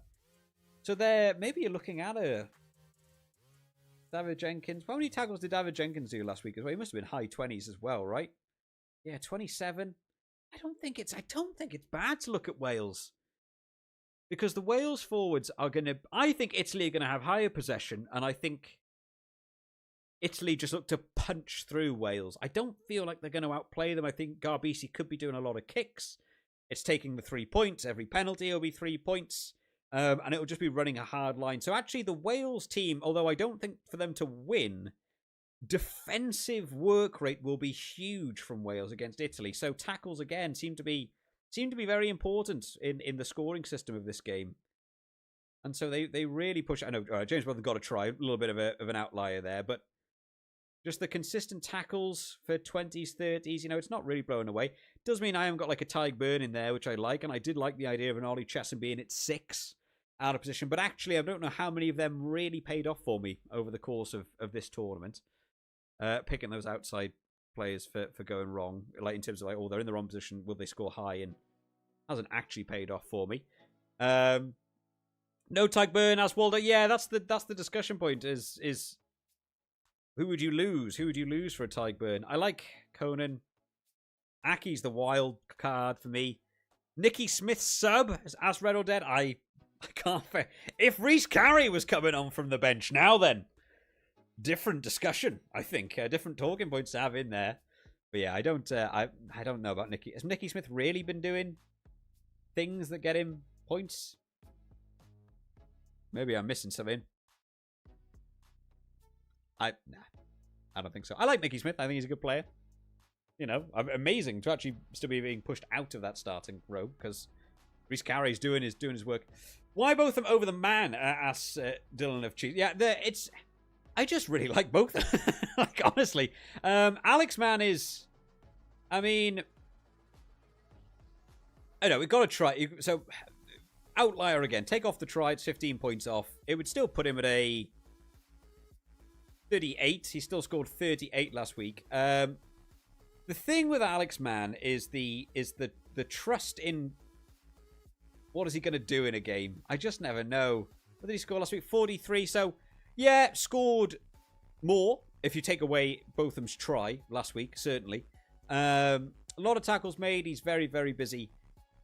I don't think that penalty count is consistent enough for Alex Mann. It's 3 in that game. What is it in that one? Only 1, actually. We only 1 against France. Against England. Maybe I'm wrong. This is where I hate stats. Stats prove me wrong. I always feel like Alex Mann is on the verge of a yellow card in every game ever, which ruins it, but actually has had none. Maybe he is improving his game. Maybe I've been overly critical of Alex Mann. You gotta be able to look at your own viewpoints on it and think, has he actually changed his plan enough? I feel like he always wants to start a fight in every game ever. And he really pushes it. And I've seen interviews with him where he says, that's what I'm doing. And I always feel like he just wants to have a scrap. He doesn't seem to punch anyone, but he seems to be right on the verge of it all the time. And I'm always like, he's just going to get red carded or something. So I always have this hesitancy around him. He plays very hard. Maybe I'm wrong. I've always liked both of them. I think the breakdown work from both of them is very good. I like his attacking play. He seems to have really pushed himself actually to be in the attacking line. Got over for that try on the pick and goes, and it's a game I'm throwing at Reece Carey or Aaron Wainwright to be the one carrying it in. But James Botham's actually been really doing very well, and I think has deserved a shot at 7 for a good while, and hasn't had a look in. And if Jack Morgan's in there as well, even harder to have in that back row. I just really like James Botham. I think he's a really good player. He's just a really solid. Just gets himself in it. Has got a penalty conceded in there as well for him. But 3 breakdown steals. Has the Wales scrum been doing that well? Attacking scrum win. Okay, sorry, I thought it was like against the head. It's attacking scrum. 39 tackles for him as well. What did he get last week? 26. He's still doing very well in tackle. I really like both of them. Man instead of Darge? Yeah, Scotland. I just don't know which teams I trust. This is such a weird week. It's such a weird tournament. It's so hard to make that decision. Let's do my my nailing on. Let's do my nailing on of players I'm very, very confident in. Ramos is a yes. Because it's Ramos, right? He just is. He just always is, right? LBB, I feel like this could be a week maybe someone else. I think he'll still do well, but it's just I'm so far down on the leaderboard. I need dice rolls. I need big risks. And Louis BLBRE is just he's in everyone's team, right? How is he in 13% of people's teams? How? What's Ramos? 16%. These can't be right. 16% of people have Ramos. Isn't he like the top point scorer across like the whole tournament? Like, isn't he just a pick for everyone? Am I just wrong? I like Ramos. I like BLB. I like that centre combo. Menoncello and McCloskey. I don't think I wouldn't look at the English centres. You know, Freeman's classed as a winger in this game, so I wouldn't look at an English centre. I wouldn't look at Scotland. I wouldn't look at Wales. I don't think Brex. I think McCloskey's nailed on. I'm happy with that triangle. Again. DuPont is DuPont, so yeah. I feel like a lot of people might go Atisogbe, Ramos, BLBRE, which is why I like the idea of Stain. I do like Darcy, though. But they just don't use him. The way I've seen the switch for that Scotland team is it's all about Kyle Stain. Everything is about Kyle Stain. Darcy's working really hard to be in the game, whereas Kyle Stain's just getting offered the game. So it's... And you kind of want to play away from it. I played away from it with the Duhan van der Merwe pick. And they didn't go to his wing. Kyle Stain is the boy. So if you look at Darcy there, although I think lower pick, I think Scotland lean towards it. So that would be my 5 there. I think Conan's a nailed-on player. I think Conan's really busy this year. I think Doris could still go in, but I'd have to lose an Irish player somewhere else. I think you could do Conan and Doris. And Van der Fleer you could have in there. Darge is a big one. Dempsey, I think, is certainly not a bad pick. I don't know about Matt Fagerson. Botham and Alex Mann and Aaron Wainwright, all there for consideration. Canone in there as well. I haven't even really thought about the English back row. Isn't that mad? No Ben Earl. I don't even know who's playing back row for England. That's how mad it is. I don't even know who's there this week. Guy Pepper and Ollie Chesham. Yeah, Ollie Chesham. You know, I don't think Ollie Chesham's a bad move. That's like one of those technical picks that could work out for you. But I think Dav Jenkins might be busy. I really like Miafu. I really think Miafu might be one. Dan Sheehan. He's failed me so far. It eventually has to be the coin flip. I like the Bundyaki pick. I think the Bundyaki is a huge dice roll. I think it doesn't belong in most people's teams, and therefore that's why I like it. Reece Carey nailed on. Hasser, Hasser, I'm not married to the idea of Hasser. If you were looking elsewhere, can I get Fischetti? I can't get Fischetti. Within budget is Hayes. Tom Francis. How's Tom Francis been getting on? I can't imagine. Oh, he's done okay. Nothing. Sutherland, Zlochi Spaniolo. Hasser. I mean, Hasser's certainly not making the impact you want, but it was more to have budget elsewhere. But if I don't need the budget, because actually the team I'm comfortable with elsewhere, then I can afford to not have Hasser, maybe. Have a bit of a read of the chat. I kind of the idea of Man and Botham is a really interesting call. Who are you putting as captain? Asked Nathan. I'm at this back 5 here. Your safe option is Ramos and BLBRA, but I'm so far down. I feel like I need to do something not safe. Maybe a Stain. Maybe a Menoncello. I kind of like the idea of doing Menoncello. It's not safe. And it's not, but if you get up there with the 54s, but the thing is Ramos just does that for fun, right? Like it's just, yeah, he's just in there.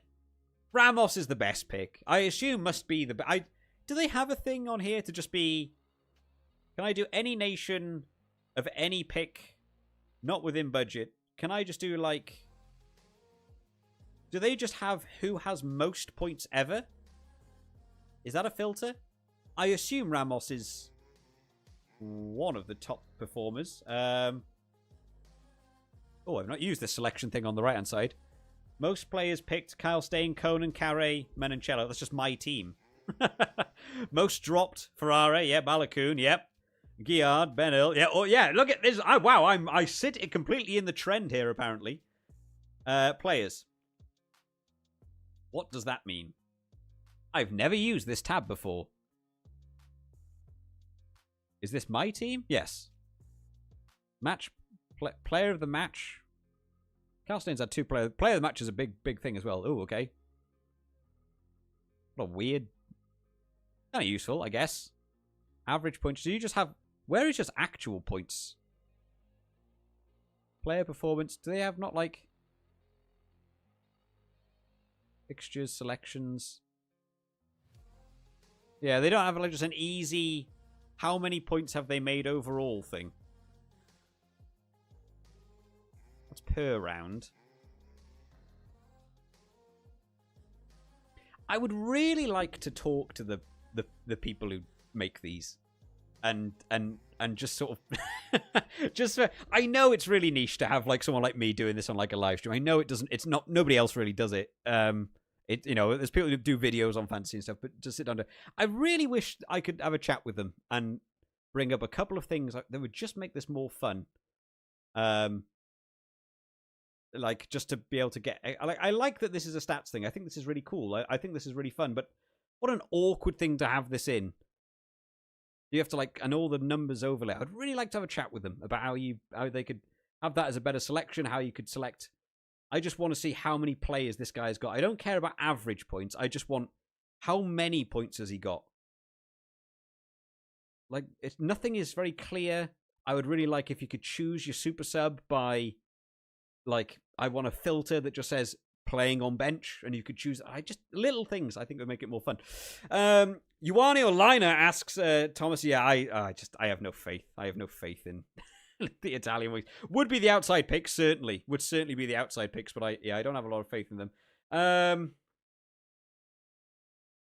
Hayes, around, also in there. Nicky Smith. Really haven't got a lot of options in that prop department, which is a shame. Could we find points elsewhere? I don't even know who I'd want, to be honest. Schumann? Maybe? I just don't know where...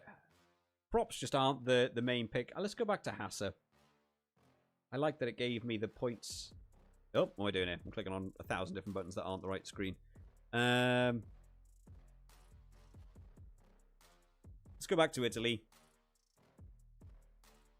Hassa starting at 16 and 6.2. Still got a lot of budget to play with this. Man, oh man. What a tricky week. McCloskey is only 65. No, with Bundy. Yeah, I don't know, Hugo. It's 2 up in the air. McCloskey has played every single minute of every game, right? I think he's one of the few that is still achieving that. Oh, they don't even have minutes played here. I think he did. Yeah, he did the full 80. He's done full 80 against all teams so far. So it feels weird to the idea that this would be the game he would come off with the impact that he makes. But I do agree. I feel like he has to come off for Bundyaki. But maybe they take Ringrose. Bundyaki can also play 13. McCloskey can also play 13. So it might be that Bundyaki comes on for Ringrose and McCloskey slides to 13 and plays on the outside. I assume Bundyarki's being looked at for hard crash. And will be looking to impact. Maybe those 2 picks go against each other. Maybe they do. Maybe they do. I could be very, very wrong. I know Hassa is starting, but I don't know if this is stupid. But Milne has been decent from the bench.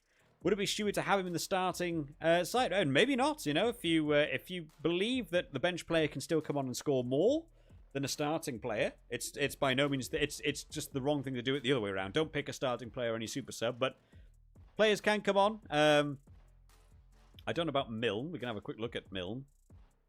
Oops, daisy.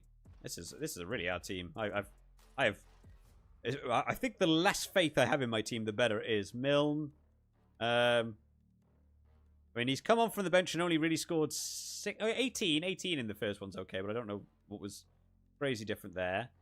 Bamba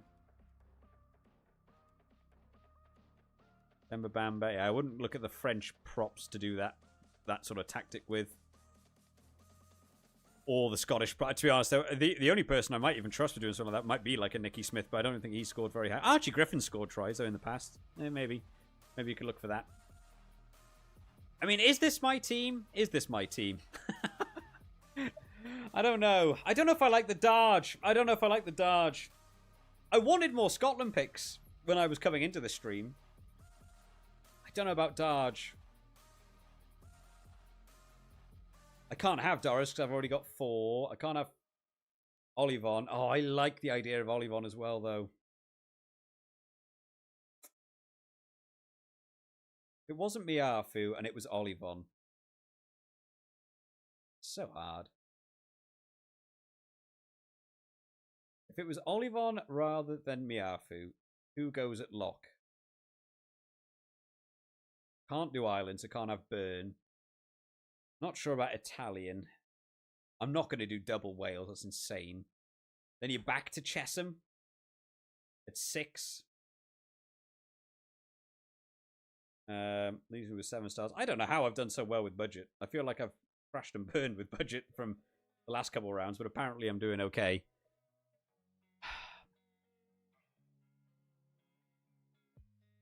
Dorison over Darge, a different super sub. Yeah, that would be the. I just don't know who I trust at super sub this week. I still think there's an honest reason to go for an English super sub. I think a Pollock or a Mark. I think Marcus Smith actually I'd go for over Pollock in this week, just for running the meters. Walter saying there, no shot Ramos is only 13%. He's been an absolute lock. Yeah, I'm astonished. I'm astonished. It's 16% for. I feel like he's in everyone's team. Like if you're not picking Ramos, I feel like you're gambling every single week. Is this the Pollock sub week? Maybe Red or Dead. Maybe. I don't think England super subs are bad ideas. I just have no faith in that England coaching staff to actually do the right thing and put them on when they're needed. But maybe last week it was so bad that they're not happy with it and they have to make a big change for it. Hugo asking Akif in for Stu. Yeah, maybe. Milne was the first I looked at as well. Yeah, I'm interested. A couple people mentioning Milne. Interesting. I went for Finn Russell ahead of Garbisi. Yeah, I think Fly Half's really competitive this week.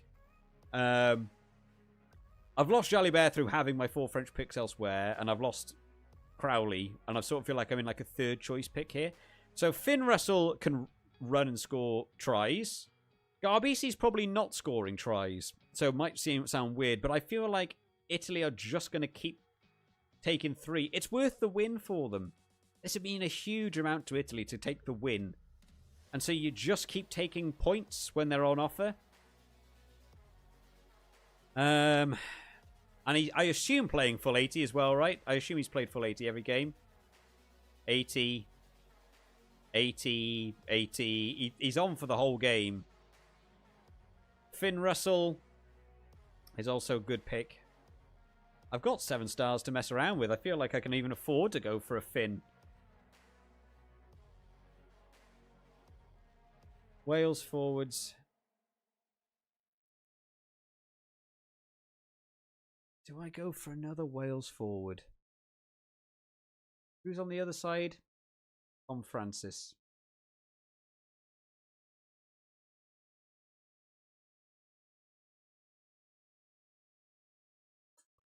I'm just thinking defensive tackles, but I literally said at the start of the stream, I don't trust the Welsh forwards against the Italian scrum. It doesn't make any sense to do that. Can I really not get Fischetti? I can now get Fischetti. I would rather have Fischetti over Hasser. Because then at least I've also got opposite sides of the scrum.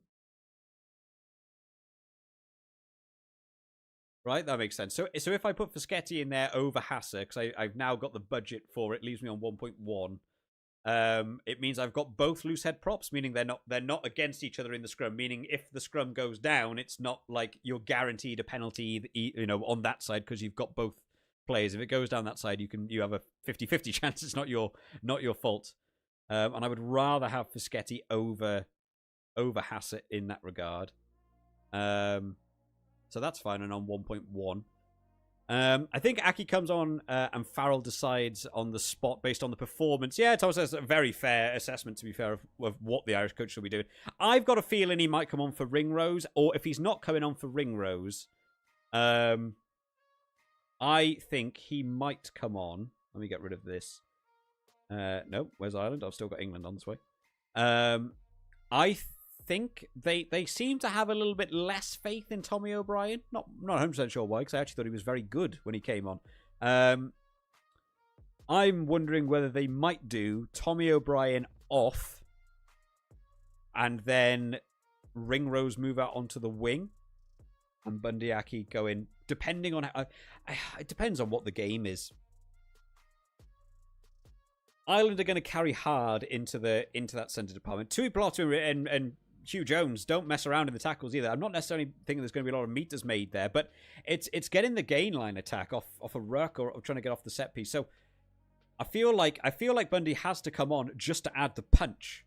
So even if Stuart McCloskey's game isn't going too well for them, Bundee Aki's the reserve to do that same job. If you take Ringrose off, if Ringrose hasn't to me had a great tournament, so if Bundee Aki comes on for Gary Ringrose, you have got two players at any set piece who are just going to carry immensely hard into it. It's two people Scotland have to keep an eye out for. I would quite like to see it. I understand a lot of people as well might be thinking Stuart McCloskey's blown up this year, and which he has done. He's very, very good. But Stuart McCloskey was around for a while. McCloskey's not a new name to this Ireland team. It was just so competitive with Aki, Ringrose, and Henshaw, right? McCloskey is been around this team before. He's played alongside Aki. He's played alongside Ringrose before. So it's not like as hard a choice as just one off, one on. I think it will be onto the coaches to say on where they're making the meters.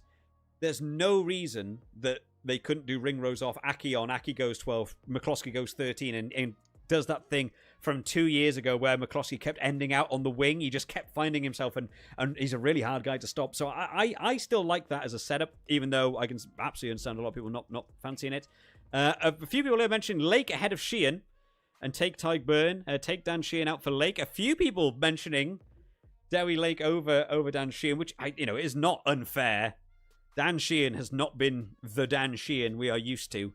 I'm more thinking that for just generating the driving maul tries, which I think a reason we can maybe look at Kelleher, the super sub as well. I think Dan Sheehan needs a good game. That one stood as a bit of an outlier, but I don't think Dan Sheehan's had a good tournament by any means. Dewi Lakes. I also don't know how much I trust the Welsh front row against the Italian front row is another concern I have. So I'll go a different direction to you guys and be wrong once again. Let's do that. You went with Finn ahead of Garbisi. Yeah, but I think that's pretty fair. How many stars do you have overall now? I've got 1.1 now. Did I actually? I don't know if I actually looked at that at the start of this round. I normally have a quick glance at that. If anyone wants to quickly check back in the stream and see where we end up, I don't think I gained too many stars. I think I was at like 222. Value of my squad 226.9 plus 1.1. So 228. I've got 228 stars at this point. So that seems, I feel like I've been able to build quite a team here. Given that, Tommy Freeman, yeah, as thrown in there. I think Tommy. I'm not a fan of this England team versus France. I just don't think I'm very, very confident in it. So it's one of the reasons I've not even considered English players, which may go wrong, may go terribly wrong. But honestly, they've not really performed. Chesham is still one I'm umming and ahhing about. I prefer the idea of Byrne. Who goes? I mean, the answer who goes is Aki, right? But then I just like the dice roll. I like the dice roll of it. Or Sheehan. Didn't have Sheehan. And I had Tyg Byrne. And went 14.6 as Lake. George.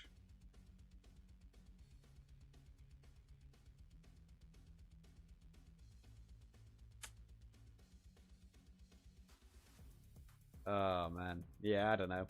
I don't know. I mean, the only option then would be Lake, right?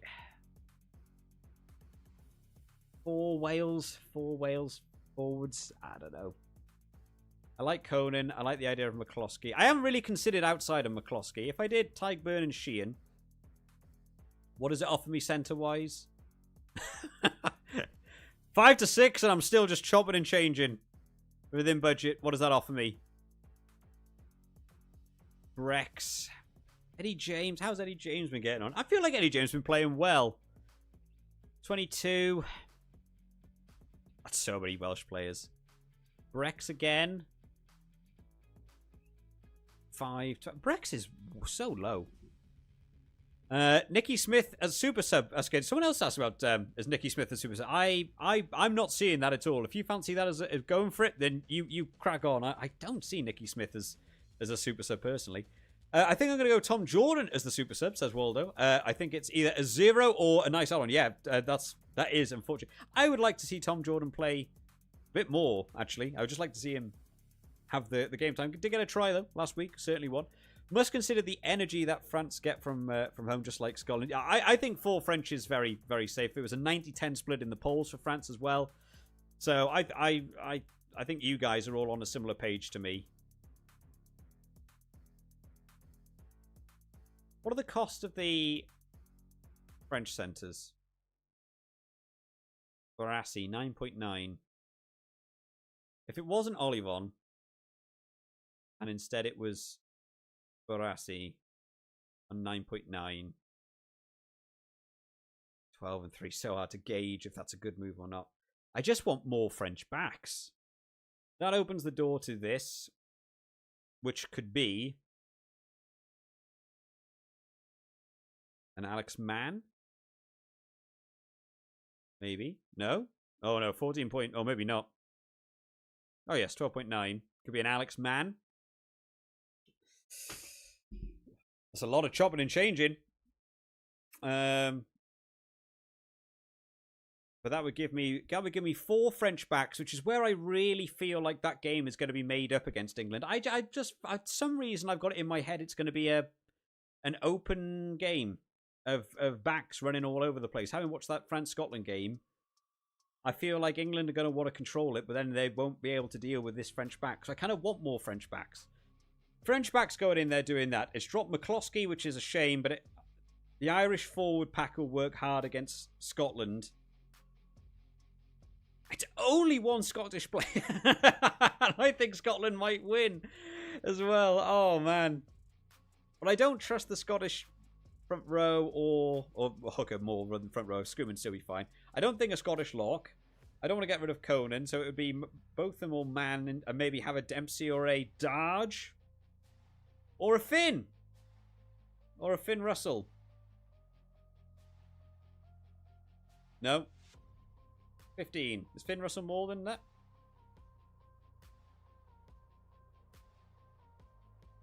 $14.3. I could do Finn Russell. Finn Russell. Maybe, just maybe. I don't think I've had Finn Russell at all across this, so maybe. Nicotra says, Waldo, yeah, he's been my sort of go-to guy, and he's not been brilliant. Carl Rose super sub, because Carl Stein is not fully fit. Is he not? Says Connor United. What's wrong with Carl Stein? I've not heard anything about... Let me have a quick look on...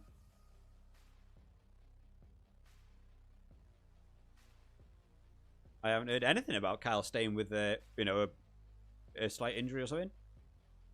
Oh, maybe I'm completely wrong. Hang on. I got a little news article and say, oh, go away. Go away. Scotland issue an injury update. Oh, hold on. Connor covered in with some stuff here. Scotland issue an injury update on Hugh Jones and Kyle Stein. I don't remember Kyle Stein having an injury. And then there's no article. Kyle Stein and Hugh Jones are both expected to be fit to face Ireland in Scotland's Six Nations Decider on Saturday. And that's it. That's the full press put out they did. So Hugh Jones and Cal Steyn may be a bit wobbly. Scotland issue an update on Cal Steyn's injury. Rugby confirms that the influential backs of Hugh Jones and Cal Steyn are set to be fit. Did they get injured last game? If I just lost that on my head from being so amazed by what the game was. Gregor Brown and Scott Cummings are both ruled out from injury. Oh, that's why Scott Cummings was. I've just forgotten what happened in that. I did miss the first half, unfortunately, for that game for France Scotland.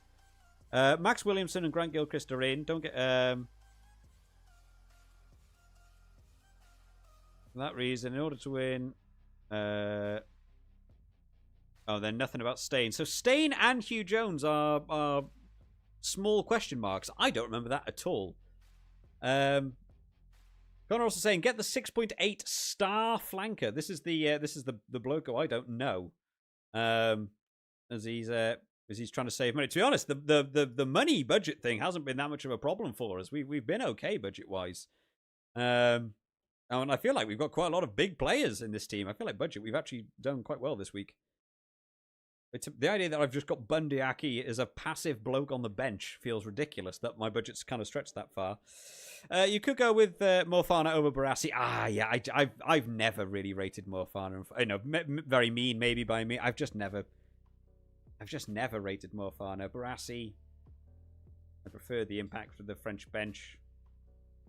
Or is it not that, and regain my confidence in a Jalibert on 16.3, which does pin me a bit on the centre department. In budget, anyone in budget there? Seb Atkinson, who I said last week I don't trust to be able to hold up. Yeah, that doesn't really work, so maybe not Jalibert.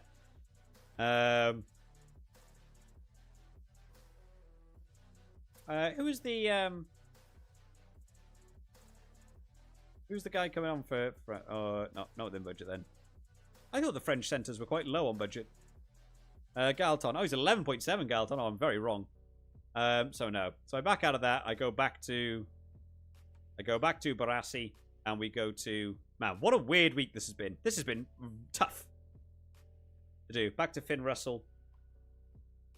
And I like Ramos, BLBRE, Menoncello, Cal Steyn. I'm not 100% on Barassi, but you know, against England, I just maybe opens up. Hard to gauge what he's got. I don't know if I like Barassi.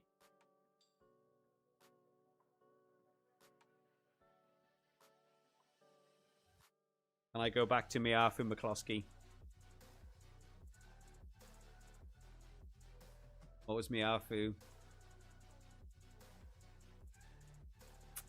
Can't quite get it in. Oh, I'm 1 point. I'm 0.1 away. That's mean. Ah, damn it. Where would I save it?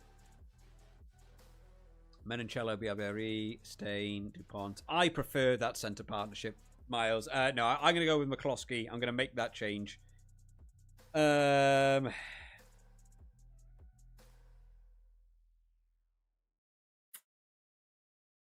That's so annoying. 0.1 away. I landed on a perfect 0 last week, and I felt really good. I could look at that French guy who I don't know. Wild pick. Over the top of the only problem is that I end up with a double Welsh lock department. I don't necessarily like that idea. I would also like Olivon, to be honest. There's so many French players I'd rather have. Just in every position. I like Miaf. I think Miaf is going to be busy. I'm happy with that front row. Is there a different... What was Staff Jenkins? 12.9. Is there a difference to...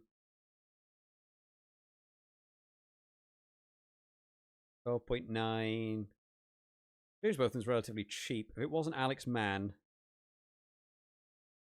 If it wasn't Alex Mann and instead it was Miafu, it leaves me with... This has been such a long stream. I'm really sorry, guys. This is not normally how it is when we do these. I'm genuinely struggling to gauge this one. Not Ben White. This one. Within budget, Cunningham South. Oh, man. Nobody.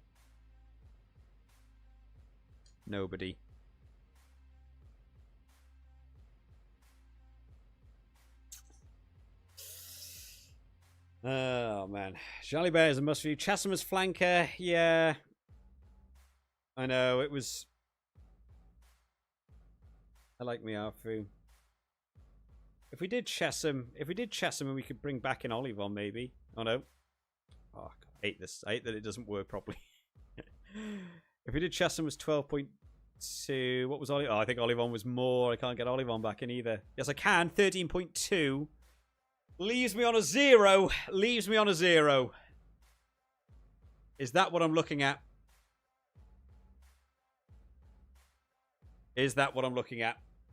Olivon back, and I did want Olivon back, and I know losing Alex Mann feels like a bit of a blow, but the tackle rate that they'll put in, I did want Olivon in when I was first starting this, but I wanted the French backs as well. And I like I got 2 number 8s in there, and then both them. I prefer that. Is that where we're going? Is that where we're going? Could also. Oh, what did I just read there? Someone just said that.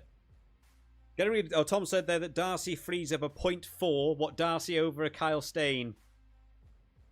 And the prey that they actually utilize Darcy Graham. I'd love Darcy Graham as well, though. So that could be. We could do Darcy Graham. Does give exactly a 0.4. I don't think Chesham's a bad pick there by any means. And if it wasn't that, it would be... I would go back to Miafu, just for the sheer amount of work he's going to get through. And then what does that give us? 13. Back rows on 13 are difficult to get in, is the problem. Zuliani. Oh, it does give us back Alex Mann. Guy Pepper. I don't know my Guy Pepper.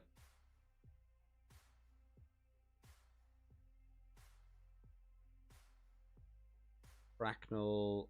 No.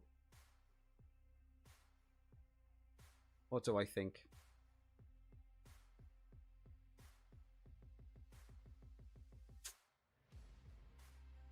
I feel like I'm almost there. Fischetti back down. That's a good point, Waldo. Actually, yeah, saying, you know, if we didn't have Fischetti, what, we go back to Hasser just to free it up. What does Fischetti actually score? It's not that much, right? 10 on average, 13.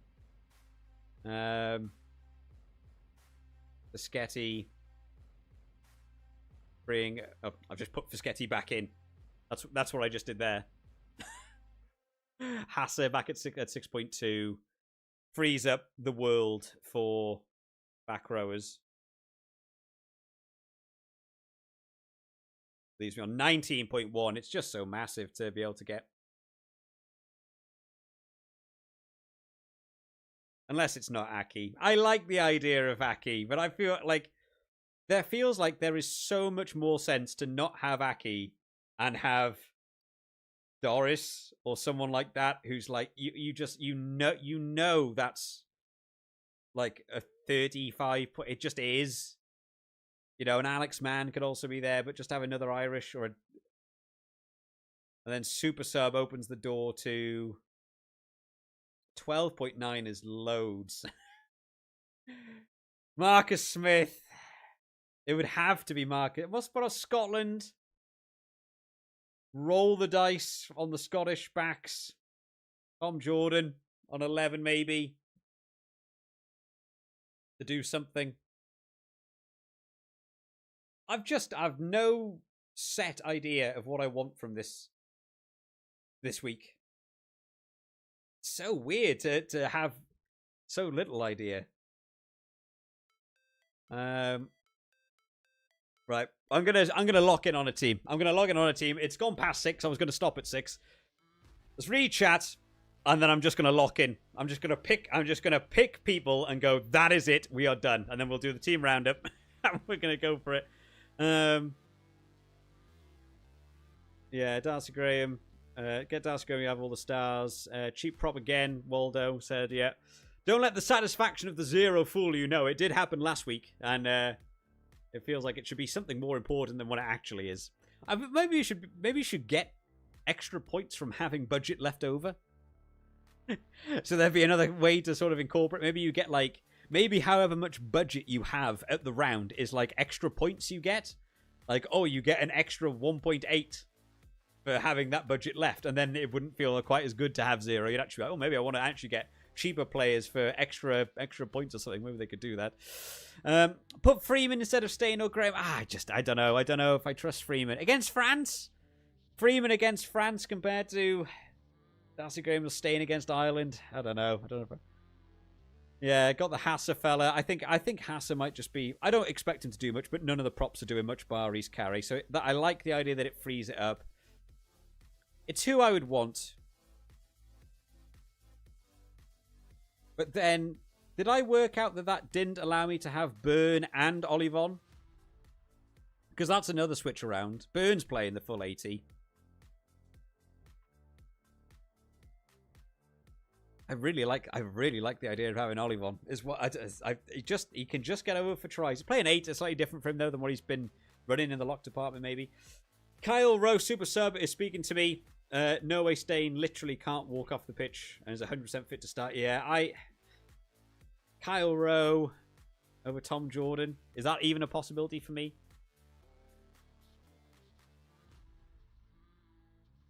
I wonder if Kyle Rowe... Where is Kyle Rowe? Scotland. Is he out of budget?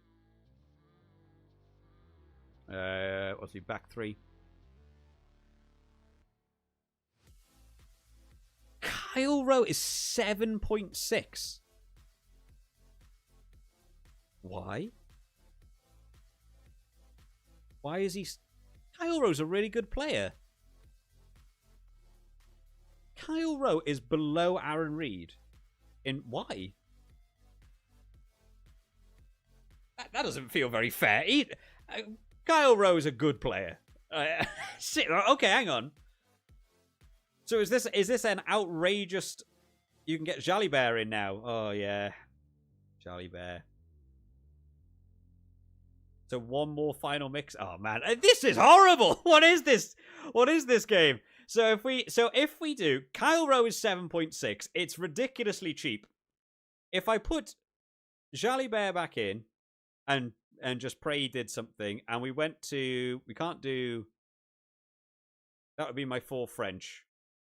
If I didn't have Doris, I could go back to having Burn, which I do feel much more confident in a Burn, and leaves me with an 18.1 for back row. Hold on. Connor's come in with some technical moves here, because that is everyone, right? 18.1 is everybody. I can't get Ireland because I've already got 4 Irish. I could maybe not have McCloskey again. In terms to get another Doris, I could go for Man.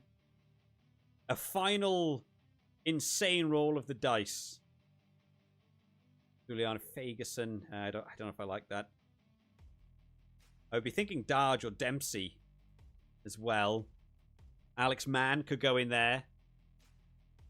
Darge do. Busy.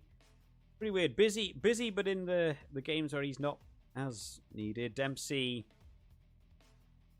It's just a roller coaster. Maybe it is an Alex Mann. What is Alex Mann? It's, you know, he's averaging a 30. They're all kind of averaging a 30. It's tough.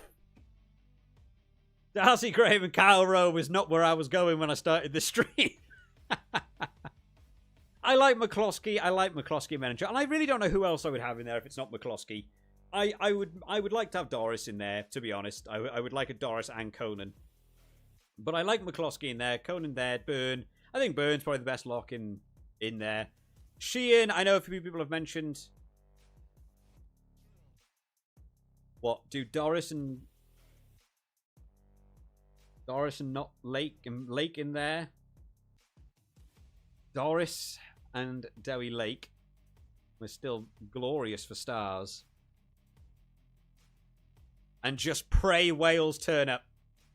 The Wales forward pack to be better than they have been since the World Cup in 2023 and have the game of their lives and just turn up. Is that what I'm doing? And we just start nailing players on. I like that Irish set. Doris, Conan, Byrne, McCloskey. That's a hard-hitting set of 4 Irish players.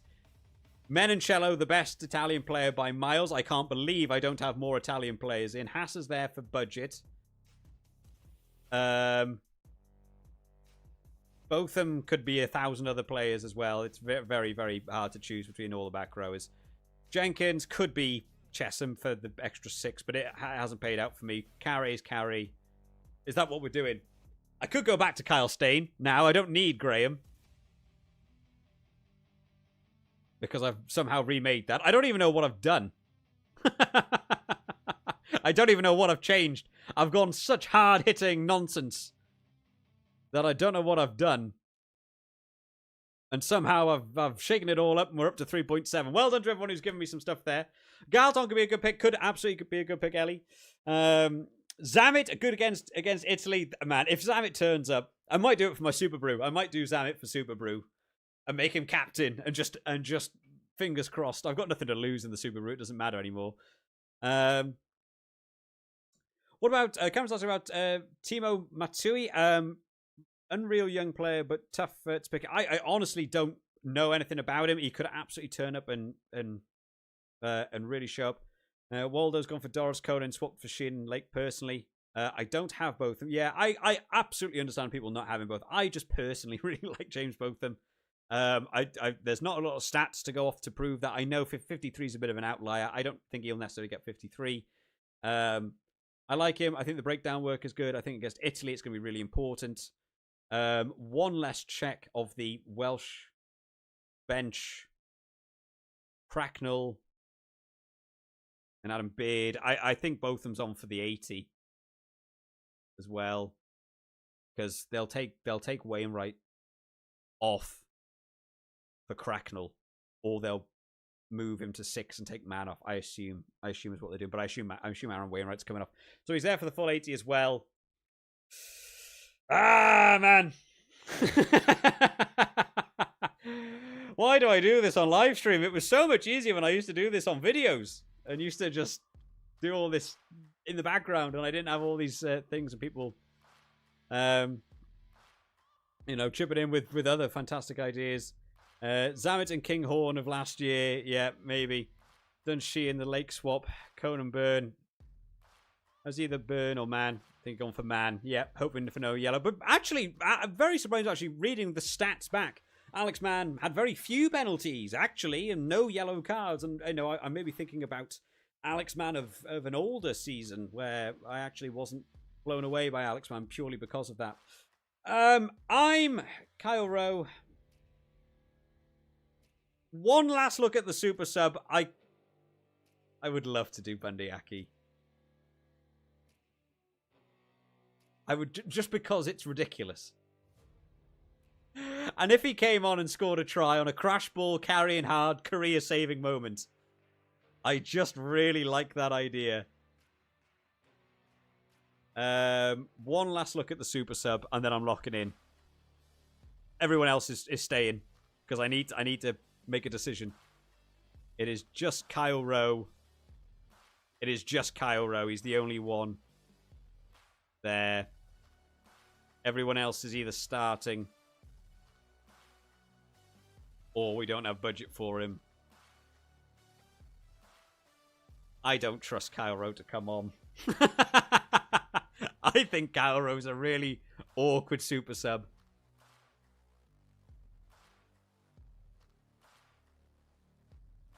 What else do I do?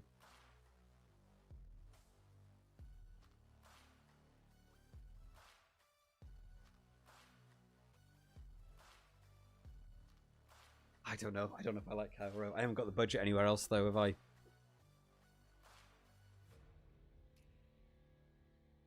Everyone is feeling very cemented here. I like the back row. I'm fine with the back row. Locked apartment. If I could have had a Miafu in there, I would have been happy with that. I don't know who I would lose. I really want Bundy Aki. How much was Aki? It's for the views, guys. It's for the views in YouTube. I've got to put him in the thumbnail so that everyone will be mad at me and tell me I shouldn't have done it. And then... oh, man. How much is he? I bet he's loads. I bet he's... What is he, like 13 stars or something insane? 11.1. How much am I off? He does go. He does go. I want Bundee Aki. I want it. Who am I losing? Who am I losing for him? McCloskey? Doris. Jack Conan's going to be great. Jack Conan staying. Tyke Burns staying. Conan or Doris. Or McCloskey. You know what? I have been wrong so much about this across the entire tournament. You guys decide. Let's start a poll. Who am I dropping for Bundee Aki? McCloskey. Oh, I've never done this before. This is new. I like it. McCloskey. Don't know how to spell McCloskey. I hope that's correct. McCloskey versus Doris. Who gets dropped? It's a really hard name to spell, McCloskey. It's going to be wrong either way. It's going to be a terrible decision. And it's going to seal off the worst Six Nations fantasy I have ever had on this channel and on the history of me doing this on YouTube. I'm gonna get rid of one of those guys. I'm gonna put Bundee Aki on. Bundee Aki is gonna come on at 60 minutes and he's gonna score 2 tries. He's gonna score 100 points and everyone's gonna be wrong and I'm gonna be right. That is what I am certain of, and I've never been. It's not going to happen. But I want to because it's funny. And it's worth the dice roll. I'm going to drop one of McCloskey or Doris, who are both going to do great. They're both going to be amazing. And Bundee Aki's going in. And then I've got to find out who replaces them. Then I'm locking the team in. We're doing the team roundup and we're ending the stream. That's what's going on. I'm going to give it 30 seconds. And we will end this poll and we will see who goes. Maybe I should do this for every position. Maybe I should just let you guys decide my whole team for me. Most of you guys do better than me at this. A couple of people say they've dropped Sheehan here as well, which is, you know, fair enough. Russell for Jolly Bear, someone said as well. Yep. You filtered for your back three. You filtered to your back three. Yeah, probably. I honestly, I really feel like they could work on this UI, but they don't seem to change it. They don't seem to put a lot of money into it. They used the same one for the Summer Nations as well, and it's a shame because they then didn't have any of the teams they played against. They just used the same Six Nations teams. Henry Pollock, a super sub thoughts. I think it's actually a good pick. I actually do. I'm not expecting England to do a lot in that game versus France, but Marcus Smith or Henry Pollock is still a perfectly fine super sub because I cannot see Steve Borthwick wait until the 75th minute. They'll come on at 60. They have to. I think it would be an astonishingly bad coaching decision to not bring them on, especially if they're already losing the game. You need to make those changes. So, honestly, Skater, I think that's a good choice there. I don't think there are any good centre options, so I'll begrudgingly vote Doris. Oh, this is quite funny. I'm quite enjoying this. Right, we're going to end the poll. Let's see what you guys have said. Let's see who's going. The poll has ended. 64% of people say Doris, and 36% say McCloskey. Doris, gone. Goodbye, Doris. Super sub. Burn. Not burn. Bundee Aki. Super sub. Bundee Aki going in. He is going to be the boy to change my whole tournament for me, and it can't possibly go wrong. It's still 17.5.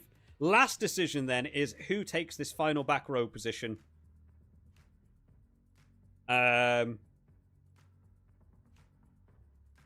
Earl, Canone, Dart. There's so many great picks.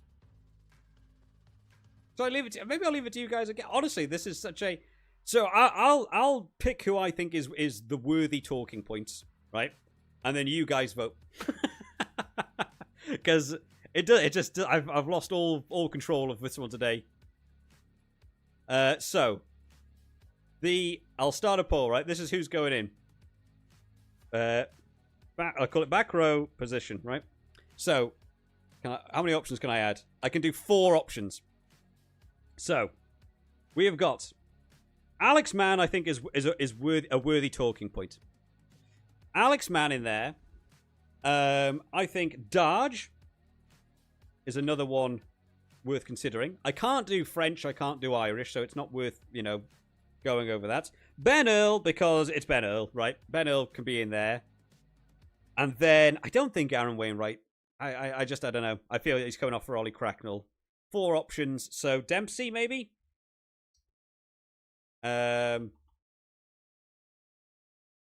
Dempsey. I'm going to quickly just double check in case there's anybody else. I don't know about it. Maybe Canone. Maybe Canone could be one to consider. Lorenzo Canone does get into the 30s, to be fair. That was Dempsey's a bit more up and around. You know what? No, I'm going to change Jack Dempsey to Lorenzo Canone. Okay. Here is the poll, guys. You guys decide for me, because I don't know anymore. Who goes in my final back row position? Alex Mann, Rory Darge, Ben Earl, or Lorenzo Canone? This is something I have never done before, and is maybe a more fun thing to do. To have these big decisions made by you guys and get the chat involved. I really like that. I think that's fun.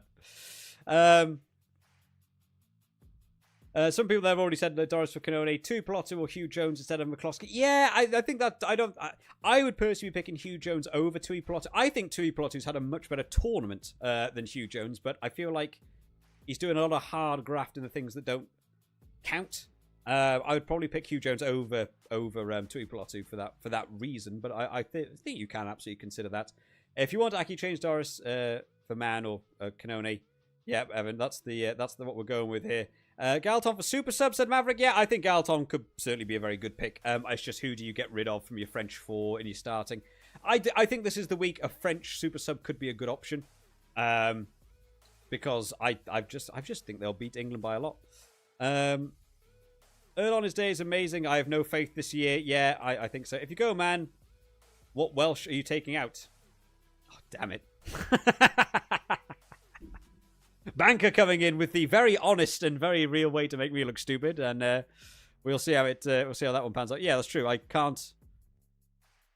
Yeah, who would I drop? I think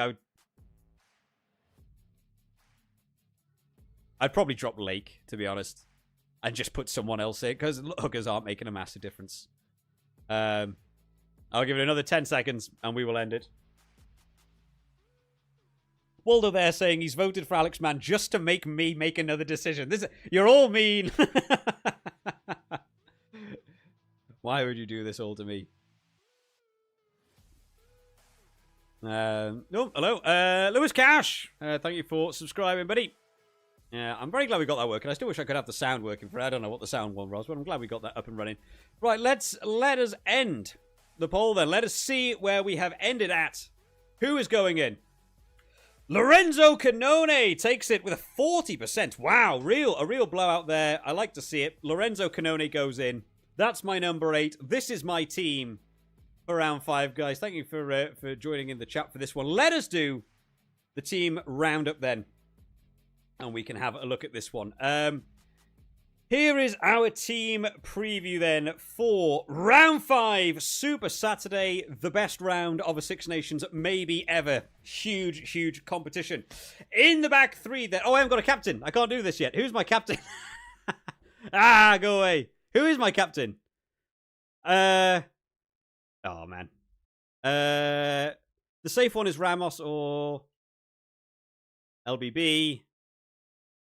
Menoncello. Wild call. Stain. I think Stain will be busy. I mean, yeah, Wilder's correct. Ramos is the safest pick. I am 200 and something in the league. I don't need safe. I need outrageous. I mean, Menoncello's not going to do it, is he? 54. The problem is the way the scoring system works is that people just don't outscore Ramos. So even if what did Carl Stain get last week? He did well, right? 61, but even that is like, it's only 10 more than Ramos. Conan captain? Said Ellie, you know. Well, if he had another game like he did. What did he get last week? 67, right? I can't believe I've still not finished this team. 70. Maybe. Is that the way? 68 is huge as well, right? 14 tackles made. Man of the match we know is a lot of points, right? And 1 try. He could have crossed 100. Maybe the Jack Conan mega pick. He's not going to do that against Scotland, though. Menoncello, BLBRA, Stain. BLBRA. Another poll says, well, stop it, Waldo. Stop making a decision. BLBRA. You know what? BLBRA. No poll, me deciding. I have so much faith in this France team to beat England. I believe BLBRA hat-trick. Therefore, is the boy to go for, and that is it. That's the team. Team preview. Round 5, finally, after 2.5 hours of doing this team on stream. Let us run through it. This is what we're finishing off with. Starting in the back row then, Carl Stein, Tomo Ramos, and Louis Bielbiaré. Carl Stein, the sleeper pick that I've completely ignored across this, apparently fine and fit to play against Ireland. Scotland building the team around Carl Stein in the way he plays, therefore... Let's go for a wild pick and go for Carl Stein up against Ireland, even if I believe Ireland are more likely to go on to win that game. I'm hoping for big points there. Tomo Ramos, the best player of the entire tournament, just by far in terms of point scoring. I just have to believe he is that. We've got no stats to back that one up, but always kicking, always getting those points, and also potentially good for a try as well. Tomo Ramos, always good in there. The safest option in the world to go for captain, but we've not done it. LBB, Louis BLBRA, goes in as my captain this week. I have so much faith against this French team going up against England that I believe the wingers could make an enormous impact into that game. Louis BLB as captain. Big points. Hail Mary, hoping for the hat-trick on that rather than going for the safety pick of Tomo Ramos and hoping that will pay off big for me. Maybe get me into that top 100. Centre partnership of the round. It was probably one of the positions I filled in first. Actually, Stuart McCloskey and Thomas Menoncello going in there. Both players played extremely well over the course of the Six Nations. Menoncello, I'm expecting to do well up against Wales, who do have a tighter defence, I think, in that centre area than England did last week. But Stuart McCloskey, always a hard ball carrier as well.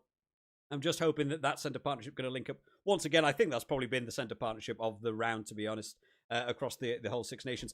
In the halfback partnership, though, all French lockout. Matthieu Jalibert going in alongside Antoine Dupont. Actually, the same setup I had from last week. Didn't pay off me that much last week, but Jalibert hopefully not getting a yellow card, looking to bounce back this week against England. I've just got faith for France against England, hoping the backs are going to be the real deciding factor in that game, and so it's worth going for as many French backs as possible. As we move on then to this back row, a total change for me this week as James Botham comes in, who a player that I probably should have put in last week, to be honest, but I just really like James Botham. There are other picks in this back row you could go for. There are unlimited picks, it feels like. You've got Darge, you've got Dempsey, you've got Alex Mann, you've got Doris, you've got so many players you could go for. Really hard to narrow it down to the 3. Lorenzo Canone, as voted for by chat in a very late decision making. We had one position left and I let chat decide. Lorenzo Canone going in there, a consistent number 8 back row. Hopefully going to turn it up for me this week. And then Jack Conan, should have picked him last week over Doris going in there. But you know what? I'm hoping for a double down from Jack Conan going this week. Hard carrying 6, but also seems to be playing at 8 for Ireland. In the lock department, then Tyke Byrne, best lock in the world. I don't know, maybe for me. I really like Tyke Byrne, so going in there as number 4, but can also play to 6. I'm hoping he's going to spend the full 80 on the pitch. David Jenkins in there, looking for this Wales pack to play very well defensively this week. The Italian team certainly punching through defensive lines over the course of this tournament, but the Wales tackle amounts are just mounting up, and these Wales forwards are scoring a lot of points because of it. David Jenkins getting that lock position, looking for strong defensive work from Wales. And then in this front row, Mohamed Hassa goes in as our budget prop pick this week. Last week it was Darcy Ray. Bit of cannon fodder. Is starting, but very low budget score, so is starting, will get some points probably. I'm not expecting huge, but if he does, then even better. But has allowed us to move those points elsewhere. Rhys Carey, could have made him captain. That might have been a fun roundup to have done. And then Dewi Lake in at hooker. Dan Sheehan, I think, is probably a better position hooker there. But has been very roller coastery and doing very well, or really not being there at all. So going for Dewi Lake just to move those Irish positions to other Irish picks, to other positions, and Dewi Lake getting there. Maybe a driving maul try against Italy would be, a nice little bonus there for me. And then moving on to my super sub, Bundy Aki, the 1%. I want to be in this 1%. I'm so far down on the leaderboard. I need a big upset this week and go for the 1%er Bundy Aki. No one else picking him. Basically anywhere else. I'm hoping for him to come on. He's lost his position now to McCloskey, who's played so well. I'm hoping that Ireland really begin to see that they need a big impact in that game. Bundee Aki coming on slightly early and looking to prove himself, coming back into this squad and maybe getting over for a try. Triple points would be really, really big for Bundee Aki. Going for that outside pick, there are fantastic other super subs you can absolutely go for. The Scottish team has been mentioned, Tom Jordan. Kyle Rowe is another great budget pick that was mentioned earlier on that people could go for. I don't think your England picks are bad picks either. I think you could look at your Pollocks, you could look at Marcus Smith as well. I think could also be really good picks going in there. You could maybe even look for going for some more outside picks and looking at like a Wales pick and going for someone like Blair Murray and really hoping he comes on. France is also probably feeling a little bit safe whether you go for Galton coming on from the bench or Malvaka to come on in a game. I certainly think they're going to win. That is going to be my roundup though, guys, for round 5. It's been a wild tournament and a wild team building exercise. It's all very bizarre. This is not the team I envisioned when I first started out doing round 5, but I hope you all enjoy, guys. Let me know down in the comment section your thoughts and your own teams going in for this round. I hope everyone does extremely well. I'll see you all next time, guys. Bye-bye.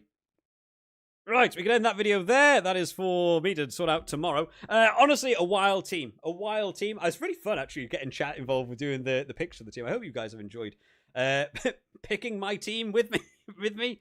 Man, I'll tell you what.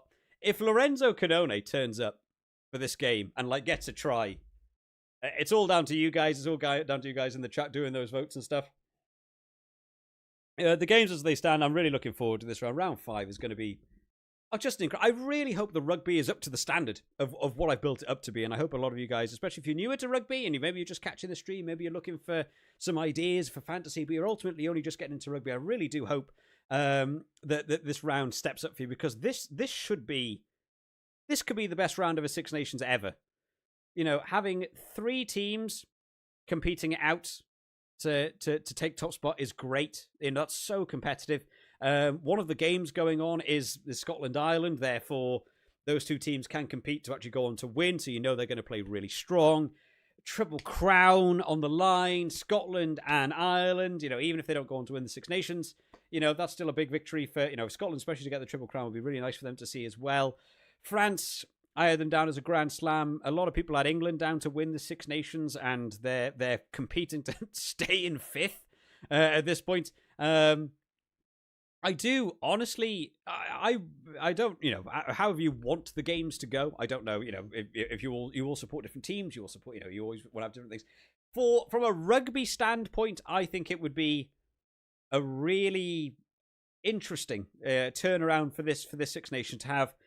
If Scotland beat Ireland, and they get to that number 1 position, you know, what a turn up for the books that would be for Scotland to be able to win a Six Nations. That would be completely against the run of play, but a real talking point. France, I don't see France losing to England. I just can't. The turnaround from England would have to be huge in order to get round for that game. I just don't see it happening. But if they did, you know, and Scotland going to win, you know, what a big, you know, turn up for them. But another one I would, I'm over here as a Wales supporter, and I always want to see Wales do well. And I've been impressed with the performances they have put in over the last couple of rounds. They have been improving. They have been getting better, which has been nice to see. But I would really like if Italy could finish 3rd. Can they? They can finish 3rd, right? It would be tricky. You know, you're relying on Scotland to beat Ireland there. In an Ireland, not get 4 tries, not finish within 7, not take any bonus points away from that and leaves them on 14.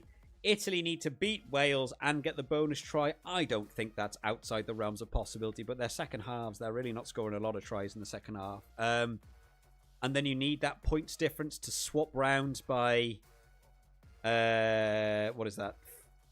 40? Is that like a 40-point swap or something? No, it's a little bit more in it. 24. So, no, you see what you need? 41. You need a 41-point swap between the Scotland game and that Italian. Maybe that's not maybe impossible. If Scotland won. If Scotland won and, you know, maybe they were able to keep them out. You know, just for what it would mean for rugby, for Italy to finish 3rd in the Six Nations, I think would be another major sight for this rugby. So I'm really hoping the games do live up to the standard I really hope they are doing. I think Ireland-Scotland's going to be a phenomenal game. It's going to be gritty. It's going to be tight. Wingers, I hope Darcy Graham and Carl Steyn look to play wide. I think Ireland will keep it tight and just go through the forwards. France, England, in France, I feel like could be a tri-fest, so I really feel like good rugby to watch. It's great to watch the French rugby when they really get it up. That England team, I just don't even know where they're at. And then Italy versus Wales. I don't really know what to expect from that game. I'm hoping almost for, you remember the Padovani try, which everyone calls the Capuozzo try from a few years ago, where Italy got the win over Wales, and it meant that they didn't finish sixth in that Six Nations. It meant so much to them. You know, all of that work created by Ange Capuozzo and making that breakaway, but it was ultimately Padovani's try that sealed out that game for them.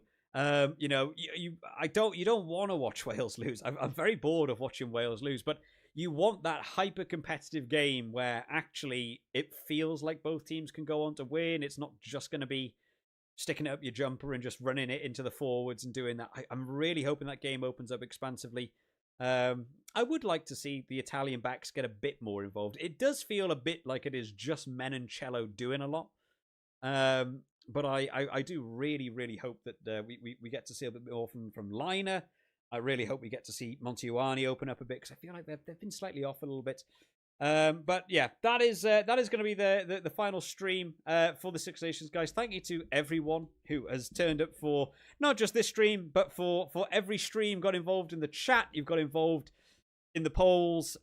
You've got involved in the Fantasy League. I really hope there's newcomers to it that have taken something away from the Superbru or from the official fantasy, have taken something away from the streams, had a good laugh. Thank you to people that have made donations and subscribed to the channel and done all that stuff. It's been a lot more fun this year. Going into the Six Nations was kind of rough mentally on my side. YouTube has been rough, especially with Rugby 25 and where we've all been at, and you know, people have quit YouTube, people have stopped doing rugby content, and people have moved away from it a little bit.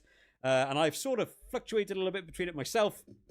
So moving away from some of the gaming stuff for the Six Nations and moving into just doing the fantasies. I'm not doing news, not doing breakdown, hard analysis. Here's facts and stats, and you have to agree with me. And not doing any of that, you know, but actually just having fun, building teams and chatting with people who enjoy rugby and enjoy their, you know, asking questions about rugby and hopefully giving some advice. What advice people have taken away from my fantasy this year, who knows? But it's been a lot of fun. So thank you to everyone who has turned up. It has made my experience for the Six Nations better. It has made my experience on YouTube much better. It's a shame after this round there won't be any more to go on with. We'll look ahead to the summer games. I don't know whether they'll do a fantasy for the summer. Maybe they will. Maybe they'll do the predictions. Maybe we'll do some more live streams around the summertime and doing that. We've also got is it that weird tournament they've done this year, like the mini World Cup thing? Is that also coming in this year? They might do stuff for that. You know, maybe we'll try and do a little bit more. I've thoroughly enjoyed it. Thank you to everyone who has turned up for it. And oh man, I wish you all the best of luck for round 5, guys. I hope you all do better than me. Can I get in the top 100? Honestly, I haven't even thought about my Superbru team yet. My Superbru team's going to be horrendous. I'm just going to start picking Zamet and make him captain, I think, and try and have something go out the water. But thank you to everyone who has joined in across this tournament, guys. I will see you all next time. Bye-bye.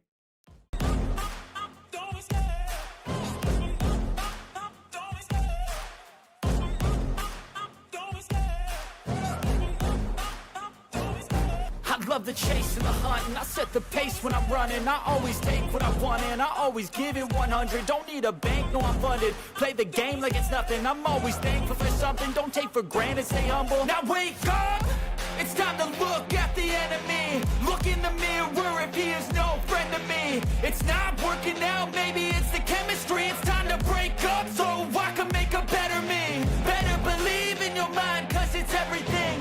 You can mold, shape, find almost anything. All it takes is some time and some clarity to find your identity. It's mind over everything.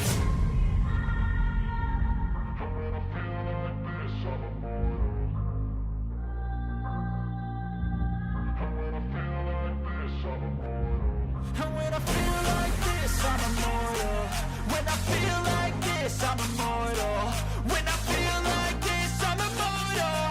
When I feel like this, I'm immortal.